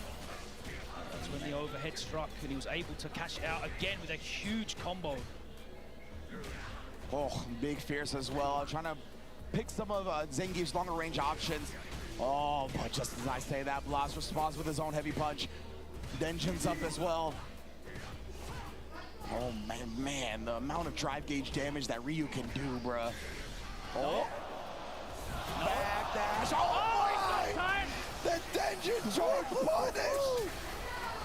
Yo, this young man does not leave a drum on the plate. You are kidding me, bro. Denjin charge up, that was immaculate. Immaculate stuff. Blaz, the amount of knowledge this dude is able to process and hold in that brain is on a different level. On the main stage. On the main stage. In EVO top 3. On the main stage. And it just comes to him. Wow. Yeah, I love that donkey kick as well, right? You know the person's gonna want to approach while you're in burnout. Gonna try to take advantage of that fact. All right, to the corner. Buster. Challenge with a jab, but gets punished for it. Wasn't ready that time. Didn't even have meter if he wanted to. Just got it now after that lariat combo. Oh, and now Kobayan starting to roar back a little bit. Needed a round like that to stem the bleeding. Oh, called out the ODDPOS. We saw him do that in a previous set. Yeah. Great job. Oh, the sweep. Back sweep. Bruh, gets the medium punch. Oh, yeah, it's so difficult to catch on to what Blaz wants to do in the neutral. Yeah, he's showing so many different looks here. So quickly as well. He goes from patience to neutral jumps to whiffing buttons to fireballs. Oh, yeah. Kobayan finds the perfect range for the ODSPD. Nope. Level 1 connects and actually burns Kobayan out in the process. That's kind of big. Donkey kick as well. Oh! And that's the thing, Kobayan had conditioned him with the medium punch, and he got him to sit there. That's how he got him with the scoop in the last sequence, and then he was able to just walk up once again. Fantastic stuff. And he has gone to that medium punch a lot more in the neutral game. And Zangief doesn't really have great ways to chip you out, right? So Blaz was like, I'll block this, and that will give me my drive gauge back. That's why Kobayan was like, I'm just gonna SPD you instead, bro. Ooh. Oh man, the snipe as well. Drive rush crouch, medium kick. Kobayan not expecting a low to come out there. Figured maybe the fear, something like that Blaz usually does. But instead, the third throw will put him on set point. And again, catches him low, beats him to the punch. Drops a combo though. And immediately backs up. That's damn fierce. Causing Kobayan so many problems. You know, you normally talk about Geef attacking the drive gauge. really does so much. Level 1 as well. He pressed the clutch wrong. It did. He was committing to a button. That was a huge break for Blaz. Oh, the solar plex is at the perfect time. He still got drive gauge with the level 2. It's gonna put him on death's door here. Oh, he tried to shimmy. He wanted to throw tech, but the sweet punish counter puts Blaz into grand finals. And it never really looked in doubt, did it? No. We saw a couple of hard reads from Kobayan, and even when they were coming off, you know, the DI to try and bring out the OS on the drive rush cancel, the SPD started landing as well, but he was never able to really impose himself. We saw a round and a half in which that walk-up medium punch was starting to cause problems for Blaz, but then he just started backing off and outspacing him. He started showing different, and he was so good at showing different looks in the neutral. There was one point at which Blaz just started piecing him up with standing medium kick, which I think lasted for maybe 4 seconds, and then he immediately switched up again. 100%, man, and let's get into it with these replays presented by PlayStation Tournaments to break down exactly what Blaz did to get into this situation, man. Look at that, he is so into it, right? He's just enjoying the fact that he's in this position. I'm still impressed with that block, honestly. I thought it would have hit cross-up. Oh, and just deleting any remaining life. It's so tough when you're in burnout against Blaz while he's got meter to dump into the Ashigekis. Mad, bro. Level 2 here into the level 1 as well. Dog. Ridiculous. Man, oh man, oh man. And as Blaz gets into this, right, man, his birthday, he's currently 15 years old. His birthday is October. Still only 15? Yeah. His birthday is October 21st. He will turn 16 then. Currently, if I'm not mistaken, the youngest EVO champion of all time is Sonic Fox at 16 years old. Okay. So Blaz has an opportunity here to become the youngest EVO champion of all time. I've got some good news for Blaz then. He's going up against Leshar in grand finals, and normally most people would be kind of worried about going up against Leshar. A lot of people will say he's the best player in the world. Yeah. But Blaz has got a really good record against Leshar. Now, he's going to have to beat him twice, of course, if he wants to get that EVO title and shed the mantle of being Mr. Second Place. Yes. You know that is what he's aiming for. That is his desire here. And again, we talked about it. Just because Blaz is pretty much solidified into qualifying for Capcom Cup, that's not what he's satisfied with. He wants to be a legend in this game. And in addition to being a legend, you get the auto qualifier spot here that frees up another spot from your region. That means your community grows and gets more successful. That's what he's doing right now, right? He's trying to put Chile on his back, on South America on his back, and get into Capcom Cup while freeing another spot for a native countryman. Be very interesting to see what the character matchup is. We're expecting Ryu and Ed, but it could be, based on what we've seen, any number of permutations. Of course, these two met at CEO, where Leshar was on his way to victory. They met at the Esports World Cup, where Blaz was on his way to the grand finals. Indeed. Here they meet once again as Damascus livens this crowd up, not that he needs to. Yeah. But he's been the maestro, he's been the master of ceremonies all event. Damascus has done an incredible job. And of course, not resting on his laurels, getting this crowd hyped for a grand finals. That you're right, Logan. This could be, what, Terry, Mai, Ed versus Sagat, Ken, Ryu. Like, there's so many characters. Jamie, that's right. Many that he's got in the locker. I forgot how strong of a Jamie he has. Imagine if he breaks that out here. Jamie winning EVO, yeah? Bruh. The Jamie community will be in absolute disarray. Oh, man, oh, man. But what a future we have in the world of Street Fighter. This 15-year-old prodigy. I can't even call him a prodigy. Like, he doesn't play prodigiously. He doesn't. He plays like a seasoned vet. And Leshar, the player that you could definitely nail down as the man who has molded the meta in the last couple of years. And it is going to be Ed, it is going to be Ryu, it is our first ever EVO France Street Fighter VI Grand Finals, and it's underway. Man, oh man, at the fact that they win with their signature characters, brother, I love it. Blaz here already in control, has Leshar back to the corner, blows him up with the back heavy kick as well. Leshar backdashes and so does Blaz. Maintains that corner control, keeps him there with a stand light kick, throw loops, it's what's for breakfast. Oh man, oh he tried to fake him out that time, but I love the perfect parry on the third light. And he gets the side switch as well, it's worth the 2 bars. Oh, we're getting a little hezzy, but Leshar does not get caught biting that time. Great little micro walks and blocks, but Leshar gives up the corner there. Yeah, just a defensive back throw. I should say defensive throw, which usually results in a back throw. Oh man, Blaz sneaks on in there, throws the button. Leshar's eyes even open up a little bit right there because he was like, why are you just walking up on me? Yoink!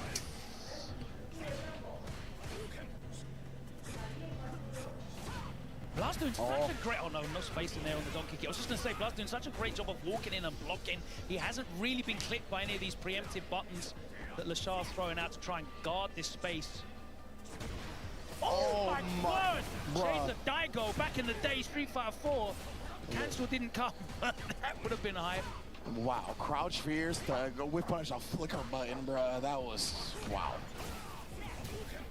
But this time, Leshar has really maintained control of this round. Has Blaz up against the corner, or I should say up against the corner, but back against the wall, metaphorically speaking, because he is low on resources. Life and drive, not looking healthy whatsoever. And Leshar's gonna snipe him with the stand medium kick. And Blaz needed something big, so he did have to try and risk walking back into that space again. And Leshar stuck to his guns. He's not changing his gameplay up. He's just trying to control this space with his slightly further range than Ryu has. And we know, I mean, you pointed it out, like the rare occasion which you saw Blaz jump in neutral. Yeah. He is going to play a grounded game. He is going to play a footsie's traditional game of Street Fighter. Yeah, legitimately. I mean, he is one of the people that shows incredible stuff here. Level 2 as well now for Leshar. Oh yeah, getting them bounces just right. Oh my goodness, doing tricks all the way to the corner. Yo. Yeah, not letting him get away with the double mediums. Leshar interrupting, and he puts him back into the corner now. And somehow, someway, Leshar, man, he's always able to get that light kick conversion. Oh, and this time the jab into the full conversion, level 2. And we're off to the races for the man in winner's side. And the win condition here for Leshar is getting that life lead and just maintaining this mid-range control that he happens to have. Yeah. Blaz is going to have to pull something out to claw back these life leads. He hasn't been able to start it yet, has he, Ringe? No, he hasn't, Ryan. That's because, Leshar is so good at controlling with Ed. That is the primary function of the character. That's what he is known for. Blaz, he's got to get a life lead. I think you really identified it perfectly. Oh, he faked him out. Baited him into the DI with that one. Leshar, so smart. Oh, he was almost ready, and oh my word. Yeah, expecting either a missed input or expecting some type of projectile perhaps to come to try to chip him out. ODDP. Yeah, that will be the throw, but that DP's so slow, that reversal was so slow, you can actually safely press a crouch light kick in there. You talking about Blaz having a good record against Leshar, right? You gotta imagine Leshar has done some studying on this player because of that. It looks like it. Because he is in firm control so far in this grand finals. Oh my, the no fear walk up. But even then, like, he had to walk in again. That could have been the round, that could have been the game. Blaz is still having to take these big risks. Like you talked about, man, the 99-second gambit is huge. Blaz really needs to get off to a lead early to make Leshar come to him. If he's not going to be able to do that, Leshar is going to maintain control of this set. Oh, there we go. Opens him up here. You got to spin it. He has to, yeah.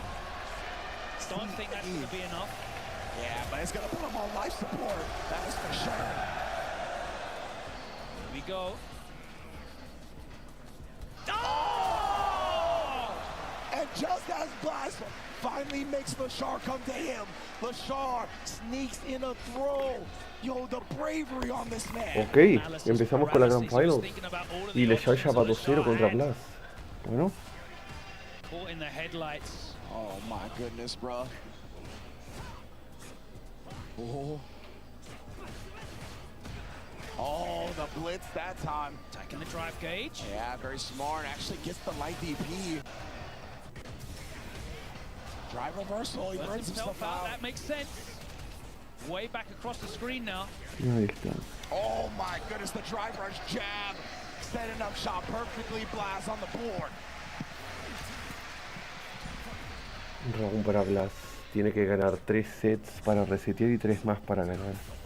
Oh, he probably going to be able to snipe him. Nice ODD PLS. Again, Blaz needs to be looking out for that because there are ways around. It's 13 frames of startup. Yeah, exactly right. It's not as automatic as it is for the other characters. Bait that out quite safely as well. Oh my goodness, just harassing with the light kicks. But you can see he never could, like, somehow, some way, Blaz finds the hit. Throw. Oh my goodness, bro, the amount of drive gauge damage again from the Fierce Hashigeki. Blaz just trying to work his way inside Stan Fierce range. That's the button that's really causing. Oh, qué buena. Range on the drive impact. Muerto. The incredible calculations of this kid, man. Burnt himself out to do it though. Oh no.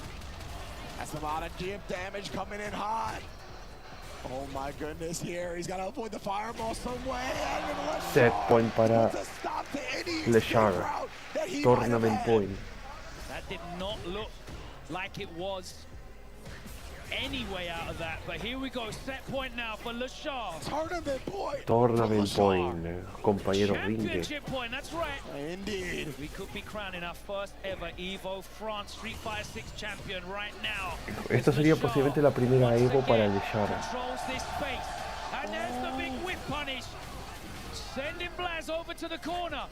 Yeah, it doesn't bite on that throw bait attempt. Indeed. Oh man, Blaz though. Huge conversion here. Welcome to Burnout, Population U. I love the cash out, man. You need to make Leshar come to you. You need that life lead. Oh, the hezzy. Beautiful Muerto. hezzies.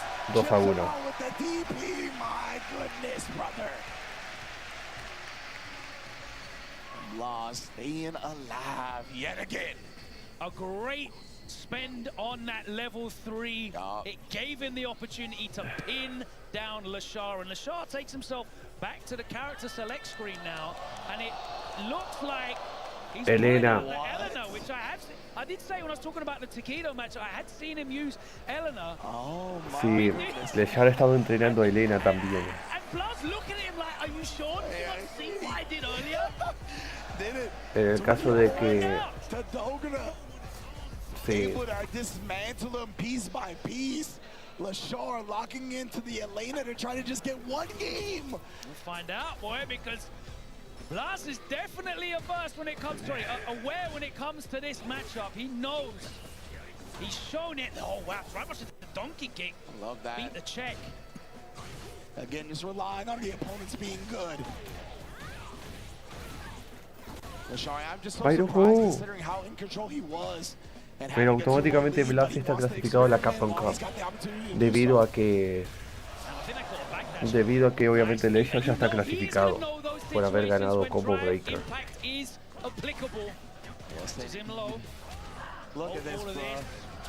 Muerto. Round para Blaz.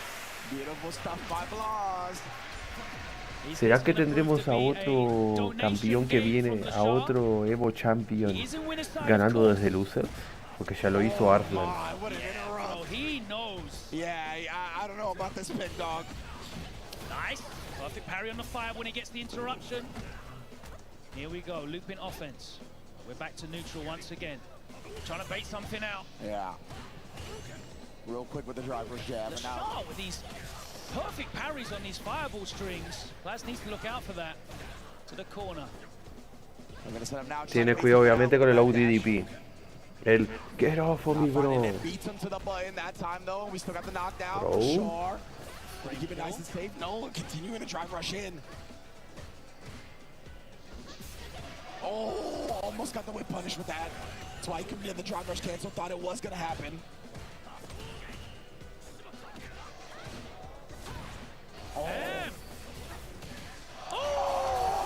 Muerto. No. So at least he didn't waste the bar, but that is a huge drop from Blaz. That was Muerto. dead. That was game 5. Tournament point nuevamente para Leshar.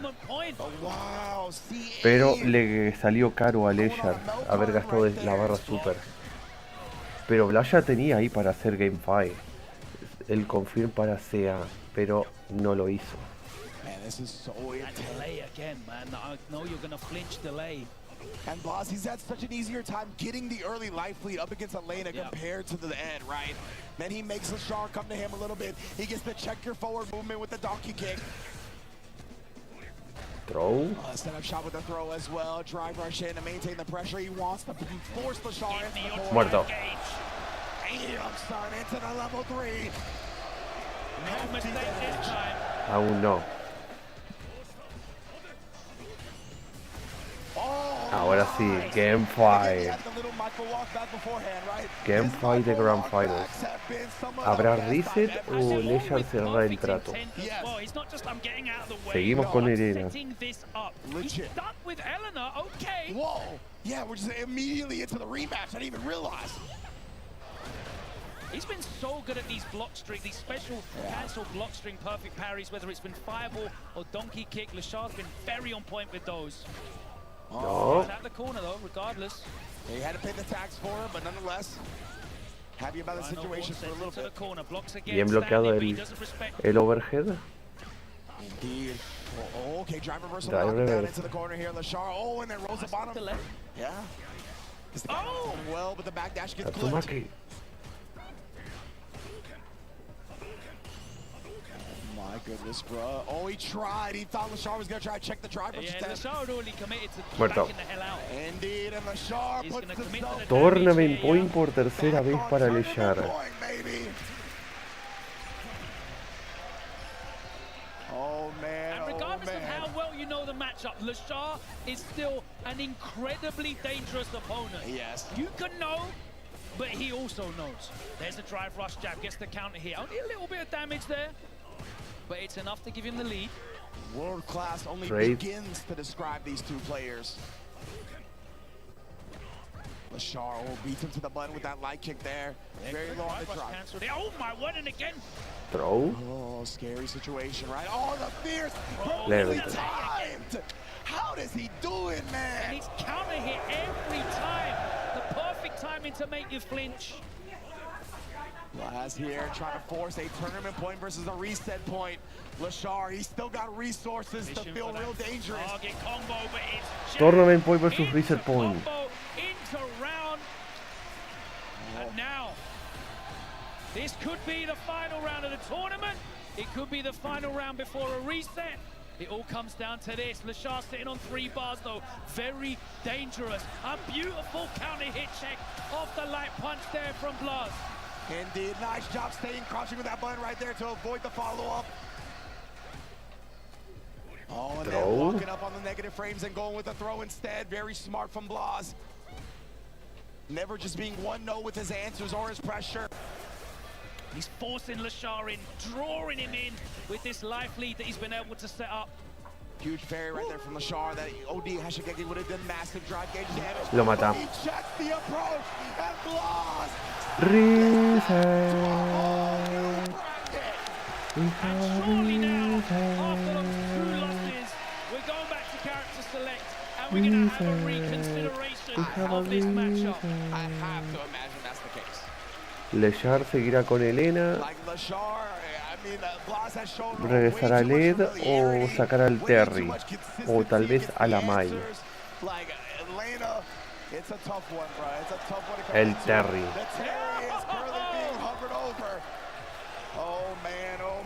We had the Terry early on at Esports World Cup. That didn't work out. He went 2-1 down. El Terry and had to Bocardini. switch to the Ed. No. Now the Ed's on the screen. No, I mean, he seguimos was con playing el so Ed. well with the Ed. You really highlighted the fact that he was getting these early life leads, forcing Blaz out of his comfort zone, making him come to him. I felt like that was the most successful we've seen Leshar in this set so far. Kobayan con esto entra en terreno de clasificación por conseguir esos 300 puntos. In this matchup, Leshar can certainly stop that. He's got much faster medium buttons that outrange that. But Blaz is so wily. He's got such guile in terms of getting in. Yeah, it was. I mean, picks him up. I was gonna say it was off to a good start, right? Because he actually had the life lead early on in the round, unlike what we saw previously in this matchup. Looking for the whip punish, but slightly a rare misjudgment on space in there from Blaz, and he's gonna pay for it. And Leshar, you make those mistakes like that, he is not gonna let you live those down. The corner as well, and that makes it so much harder. Again, he was trying to sweep the fireball follow-up, but he didn't do it. So smart from Leshar, man, to manipulate Blaz. You're literally using Blaz's strengths against him.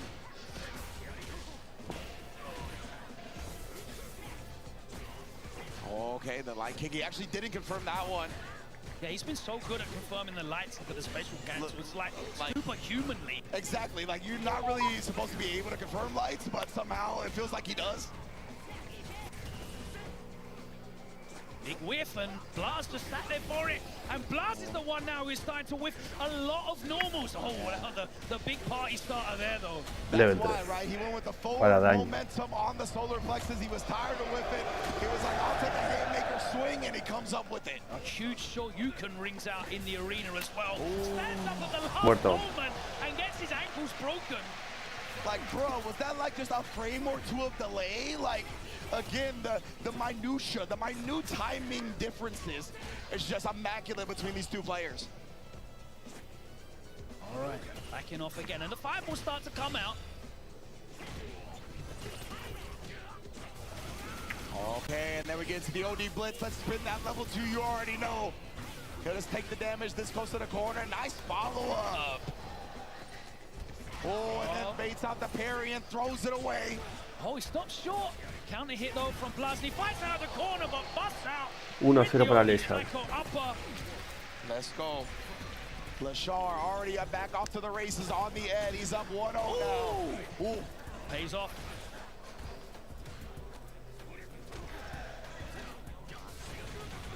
Oh, and again with the OD top 2 follow-up. My goodness, bro. A little frame kill for you. Throw 1. Are we going to get a throw 2? Double. Oh, you already. Triple. Perfect. Encore une fois. Another one. They like threes out here in France. Trying to apply some pressure here. You can see Leshar there tapping parry again, predicting that there was going to be a special cancel off that low forward that whiff, but that time he knew the spacing and he was ready to whiff on it, and Blaz starting to show cracks here. Yes, indeed. As we say that, though, he's able to bounce back so quickly. What in the world? Jab into DP? Okay. Oh, yeah, okay, for real, I guess. Blaz, he's just going down for the chip. Yeah, he's like, I'm going to eventually get you into chip range for level 3. No. Why? He's going to die for that. Lo mata. Blaz, the immense amount of feeling himself, comes back to bite him. I know losing. And Leshar, no hesitation to spin the meter. Well, I understand the calculation in that if it had landed, it would have been for the game. Yes. But while Leshar's in burnout, I felt like that was an unnecessary risk. Yeah. Nonetheless, we are in Europe, bro. It's all reward and no risk, I guess. That is true. That's how it goes. Oh, and when in Rome and when in Nice. Oh, comes down and catches him. Oh, he tried to get the parry drive rush OS going. Leshar perfectly timed it to blow that up. Get back in that Back throw. That's huge from Blaz, but an even better perfect Lo mata. No, lo mata por el. Takes the damage, doesn't care about the corner because we're back mid-screen. Leshar stalking down Blaz actually, and it's working. Yeah, man. Oh. Muerto. 2-0 otra vez. Se repite la situación. And he is hanging himself out to dry, isn't he, Rick? He is, man. He's got to figure out something else. And yeah, you got to use your opponent's strengths against them. Right there, Leshar. He's trying to check at Blaz with a perfect Hashigeki counter. Now we got the corner. The hesitation right there. He didn't want to spin it because he was below that 3-bar threshold. DI is there, though. Big life lead here for Blaz. Can he make the most of it? He does with the meaty medium punch. And that is going to be around a perfect one at that. C'est parfait. He's still in it. That's what he needs, right? Sharp, 2-0 up. It's looking bleak. It is, man, but I don't know. With the amount of magic that's been in the air here at EVO Round para France. Blaz. It feels like it's an inevitable final round scenario, even down 2-0 right now. That time looking to sweep the fireball follow up, and again the misjudgment, the spacing was just off. Ooh. Oh, gets over. But again, has to pay the tax for escaping the corner that way. Throws Leshar once. Oh my goodness, huge throw tech. He knew that he wanted to put him back in the corner. Oh, the eye, it was too far away. No kill, it was just Tournament point nuevamente para Leshar. back on championship point. And Blaz, again, a misjudgment in the spacing. It's literally a matter of pixels, but that's what it comes down to against players of this caliber. But there's the micro walk back. He punishes the throw. Back in the corner. There's the bait. That 13-frame reversal. Just not fast enough. Yes, indeed. Level 3, so smart from Blaz. Massive damage and burnout. He is in full control now. Oh, just eats the jump in. 2-1. ¿Será que tendremos otro game fight? That was the exact wrong gamble, but you don't expect Blaz to jump, right? So, incredible stuff. Again, Blaz pulling it out when the opponent is least expecting it. What are you getting? If Blaz can convert this life lead into anything significant. Drive rush from full screen away. And to be fair, even with the donkey kick baits, Leshar not being put off, it's so difficult condition. There's the backdash, there's the whip punish. We're going to the corner. Daño. Spends the level 1, gets him in the position where burnout is a big risk. There we go. Tried to parry up. It's inevitable to get chipped out here. That's exactly Tournament point nuevamente para Leshar. Surgically takes away the rest of that life bar, and we're back to that EVO point, baby. These are two technicians right now. They know exactly what the sequences are. It's like watching two chess grandmasters. They can see 3, 4, 5 moves in the future. Didn't see that though. Leshar trying to get frisky with the with the side switch. Oh man, piecing him up. Oh, huge throw tech here. Oh, that time the sweep was in range. Starting to adjust, right? Oh, and the parry with the punish counter damage. Ay, ¿por qué fue lo que se viene un game fight? Otro game fight. Still tournament point for Leshar though. Blaz starting to find his range a bit better. He's connecting. There we go, right on cue. My goodness, right, he gets the back door, right, give me that screen real estate. Bien usado el antiaéreo. Here we go, level 2, no. No, no drinkó. Level 3 para dejar en burnout. Because Blaz does not have enough meter drive gauge wise to avoid the burnout. He's got 3 meters on deck, he's got a whole CA. Can he use this to defend himself? We've already seen that he's willing to let that level 3 off in the tensest of situations. But he's level 3. Need to let it off randomly there as he buffers the low forward and cancels into the level 3. But he has still got a long way to go. But Pero te recuperó la barra drive. Exactly, the green stuff is Throw. like the government bailout, as you like to put it, Hogan. Y se acabó. Leshar, campeón del EVO Francia 2025. And the bailout was not enough. Leshar secures yet another huge title, and unfortunately for this young man Blaz, he takes another second place. But your first ever Pero aún así se clasifica a la Capcom Cup. champion is Leshar. Incredible, man. This dude, as you talked about it, right? He has defined the meta. He has really taught so many people how Street Fighter 6 is going to be played at the highest level. Así que con esto, primer puesto Leshar, segundo puesto Blaz, tercer puesto Kobayan, cuarto puesto Crimson, quintos puestos para Tokido y Dual Kevin, y séptimos puestos para Kawano y Dogura. Unfortunately, it was a dominant performance, sensational from him in that grand final reset. But Blaz showed so much heart, so much composure. But in the end, it was just a handful of Pero de igual forma Blaz se lleva el puesto de clasificación para la Capcom Cup. a player like Leshar will make the most of it. Y Kobayan se lleva 250 puntacos. How deadly he is when these openings present themselves. That Denshin charge punish in the last set was ridiculous.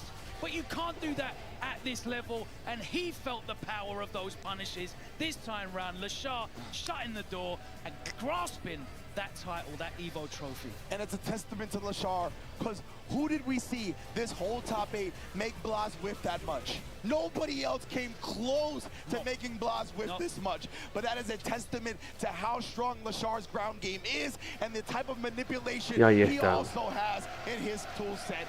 Amazing stuff from the boy. And huge credit to Blaz. He was the only player today to take a set off Leshar. The only player to get to even 2 games off of Leshar. He dominated the rest of the field. It was a fantastic performance from Blaz, but Leshar is the man who is securing yet another offline premier win. 3 offline premier ganados por Leshar, que fueron Combo Breaker, CEO y ahora EVO France. Game 1 to game 9, it was an incredible set of matches of Street Fighter. You know, we saw that promo for the EVO Awards next year. There's going to be hard pressed for anybody to take that Player of the Year award from Leshar with the type of 2025. Ahora la leaderboard va a cambiar debido a que Blaz se clasificó a la Capcom Cup. Eso abre las puertas a otro clasificado chileno. Here inside the arena as well. We're going to soon have the trophy presentation, and the atmosphere is going to be sensational. Así que vamos a ver la presentación de trofeo. The stand very soon, but Rinch, we've got one more tournament for the Capcom Pro Tour. Sí, el de Chengdu en China. The rankings have really flipped on their head as well. It's been an incredible day's performance. I just realized Leshar's already qualified. Twice. So this is Blaz, right? This is Blaz. So Blaz gets the qualification spot now, which frees up another South American representative. That is a beautiful thing. He's got to be happy with it, even though, again, you know he can't be happy with another second-place finish, but he is inevitable, dog. I mean, the championship run is coming, 100%. It's a nice birthday present for a couple weeks' time, right? Here's your Capcom Cup placement. He has got such an incredible future ahead of him. At 15 years old, playing like he's 35, a 20-year veteran. But he is going to still be here when he's 35. He is going to be a 20-year veteran. It's going to be incredible. But the time right now, in Season 3, 2025, it is all about Leshar. It's all about this amazing crowd here in Nice. Let's go back over to Mr. Worldwide himself, Damascus, on the stage for the presentation. Ahí va. Time in English, did you enjoy this top 8? I gotta apologize, I screamed a bit too much for Crimson. This is the last of my voice, and I'm counting on the last of your voice to just go for the award ceremony. So please, follow me as we start from the 7th place. The lone Elena player, maining Elena for the entire bracket. All the way from Japan. Can I have a little? Dogura! Dogura! Dogura! Dogura! Dogura! Dogura! Dogura! Dogura!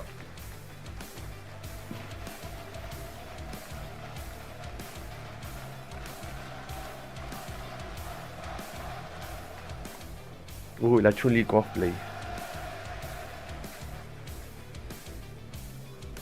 And next to him at 7th place as well, all the way from Japan, former EVO champ, one of the very best in the world. Please give it up to Kawano!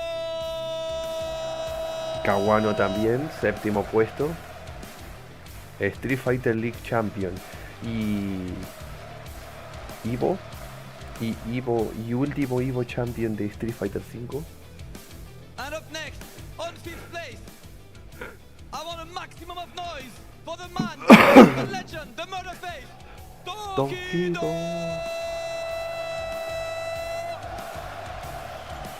Unos cuantos puntos.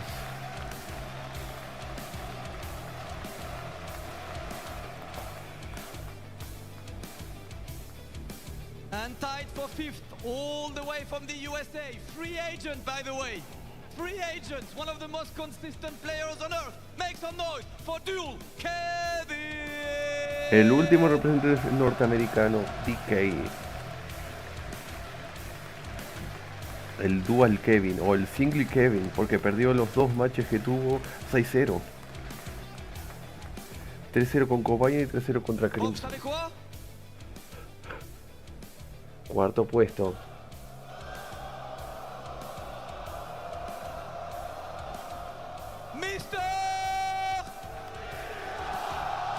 De esta Crimson. Voy a extrañar al Dhalsim de Crimson cuando use Viper. El camino de la yoga.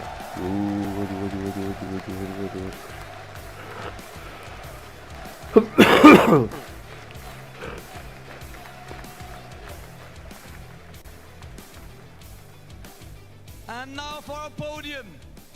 It's time to welcome third place of EVO France 2025. All the way from Japan. Kobayan. He brought the scoops left, right, and center. The Zangief Master, third place. Please give it up for Kobayan.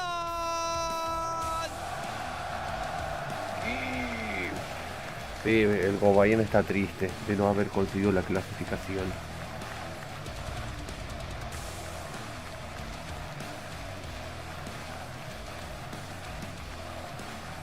Pero los puntos que ganó ya está básicamente clasificado.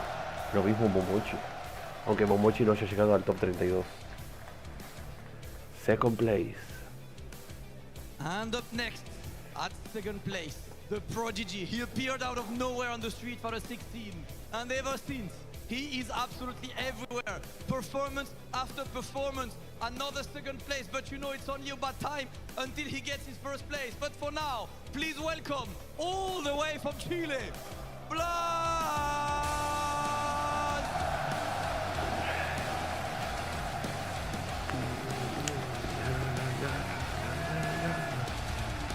Los matches de Leshar y Blaz siempre son son muy cerrados. Pero una cosa que jodió a Blaz fue el confirm en CA que tuvo al inicio del primer set. Make some noise for Blaz!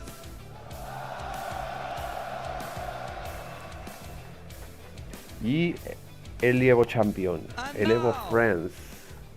EVO France 2025 champion. This is the best season in his career. He took Combo Breaker. He took CEO. And now he came all the way to France to go out as a victor.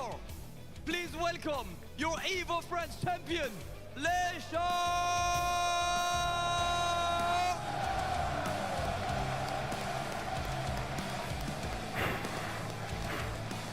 Leshar, EVO Champion.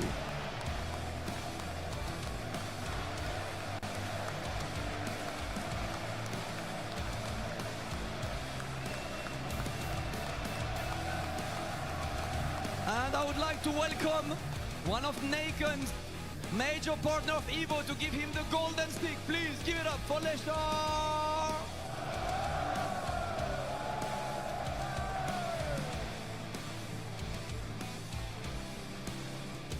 Once again, please give it up for your Street Fighter 6 top 8.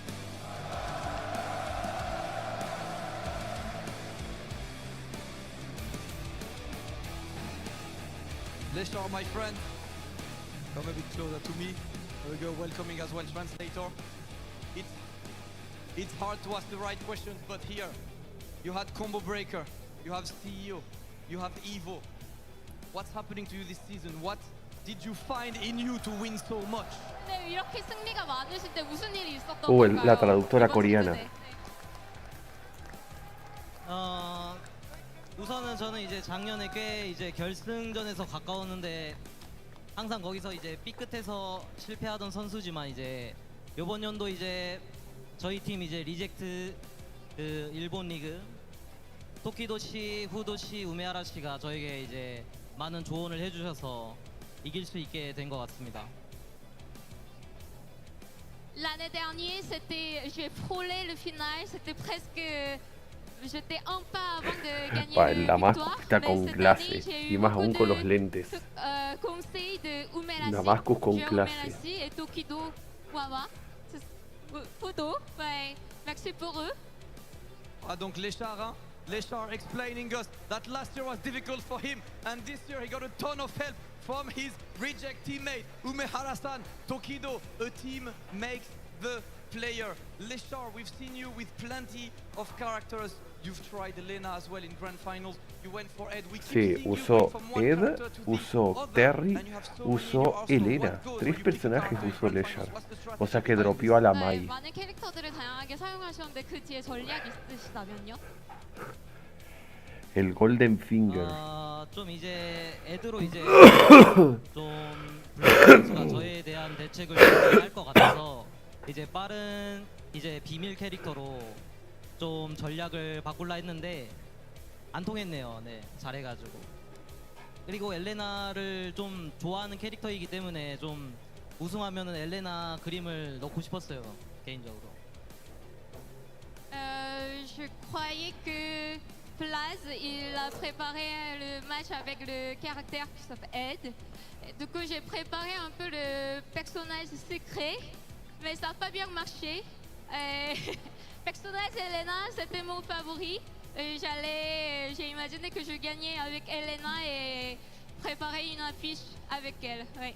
Alright, so Blaz explaining here, right? I asked him about that surprise Elena, and what he said is that he believes he knows Blaz does his homework, and he expected Blaz to come up with a strategy against Ed. That's why he went for a secret counter pick. Elena hoped that it would work. Unfortunately, not today, but he likes the character. You'll definitely see it again. Blaz, one last question for you. This is our first EVO in France. The crowd has been absolutely insane cheering for you and for everyone. Do you have any words for the crowd, for the viewers at home, for your fans? 네, 에보가 프랑스에서 열린 게 첫 회인데요. 이제 오늘 이제 엄청난 프랑스 관객분들을 많이 만나셨어요. 프랑스 관객분들께 한마디 하신다면요? 특히 이 프랑스를 2번 오는데 정말 니스랑 이제 리옹을 갔다 왔는데 정말 최고로 아름다운 도시고 심지어 밥도 맛있고 심지어 이 대회까지 완벽했기 때문에 저에게는 정말 즐거운 대회로 남을 것 같습니다. Ça fait ma 2e visite en France, Nice et Lyon, et vous êtes la meilleure fan.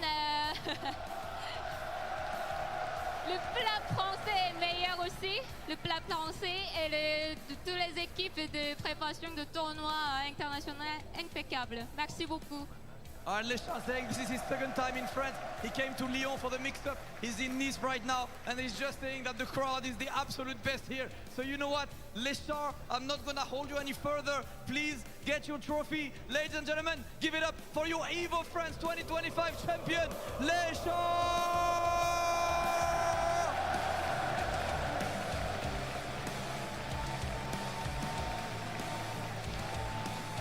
O sea que ya están los 8 players hechos EVO Champions. Once again, everyone, make some noise for your champion! Thank you so much, Leshar, and congratulations. You can take it, it's yours. Don't leave it here, I will take it. Congratulations again. Thank you so much. Make some noise!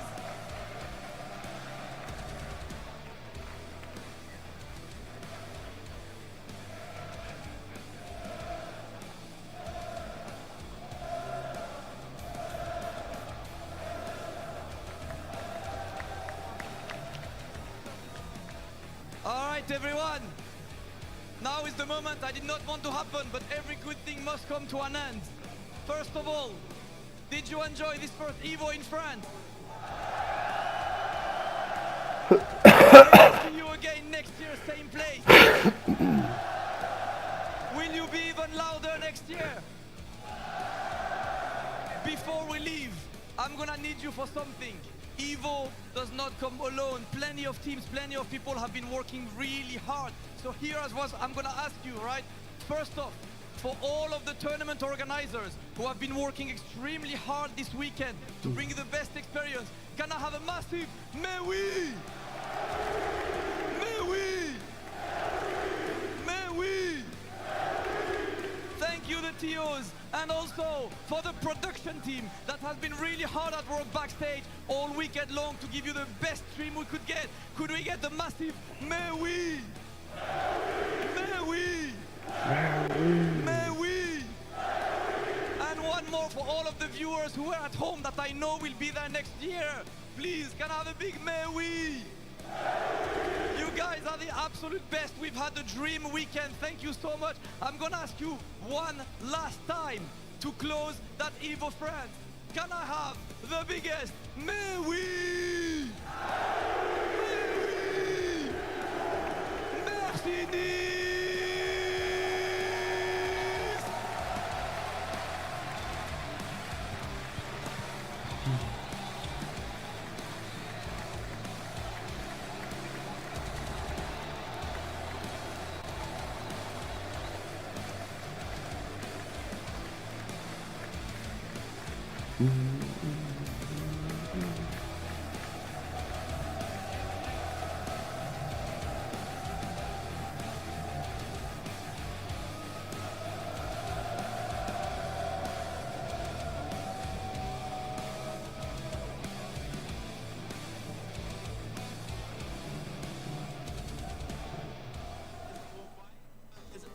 Is laughing right now. Ok, con esto vamos a arreglar esto. He's too ready, you know. Not today, man.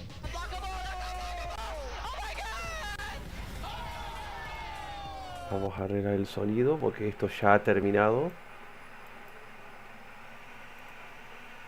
Y bueno, gente, con esto y más llegamos a la conclusión de nuestra cobertura del top 8 del EVO France 2025 con la victoria de Leshar en el EVO, con eso consiguiendo 3 de los 8 offline premiers ganados por él. Segundo puesto para Blaz, que se clasifica automáticamente a Capcom Cup debido a que Leshar ya estaba clasificado.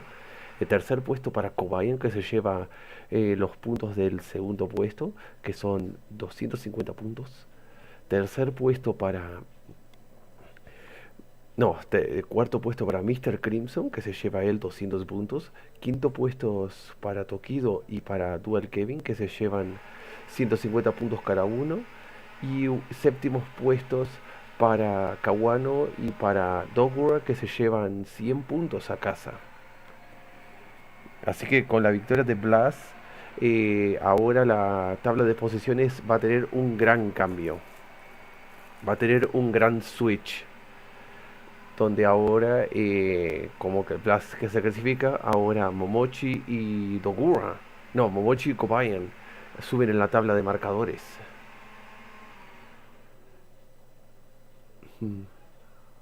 Así es.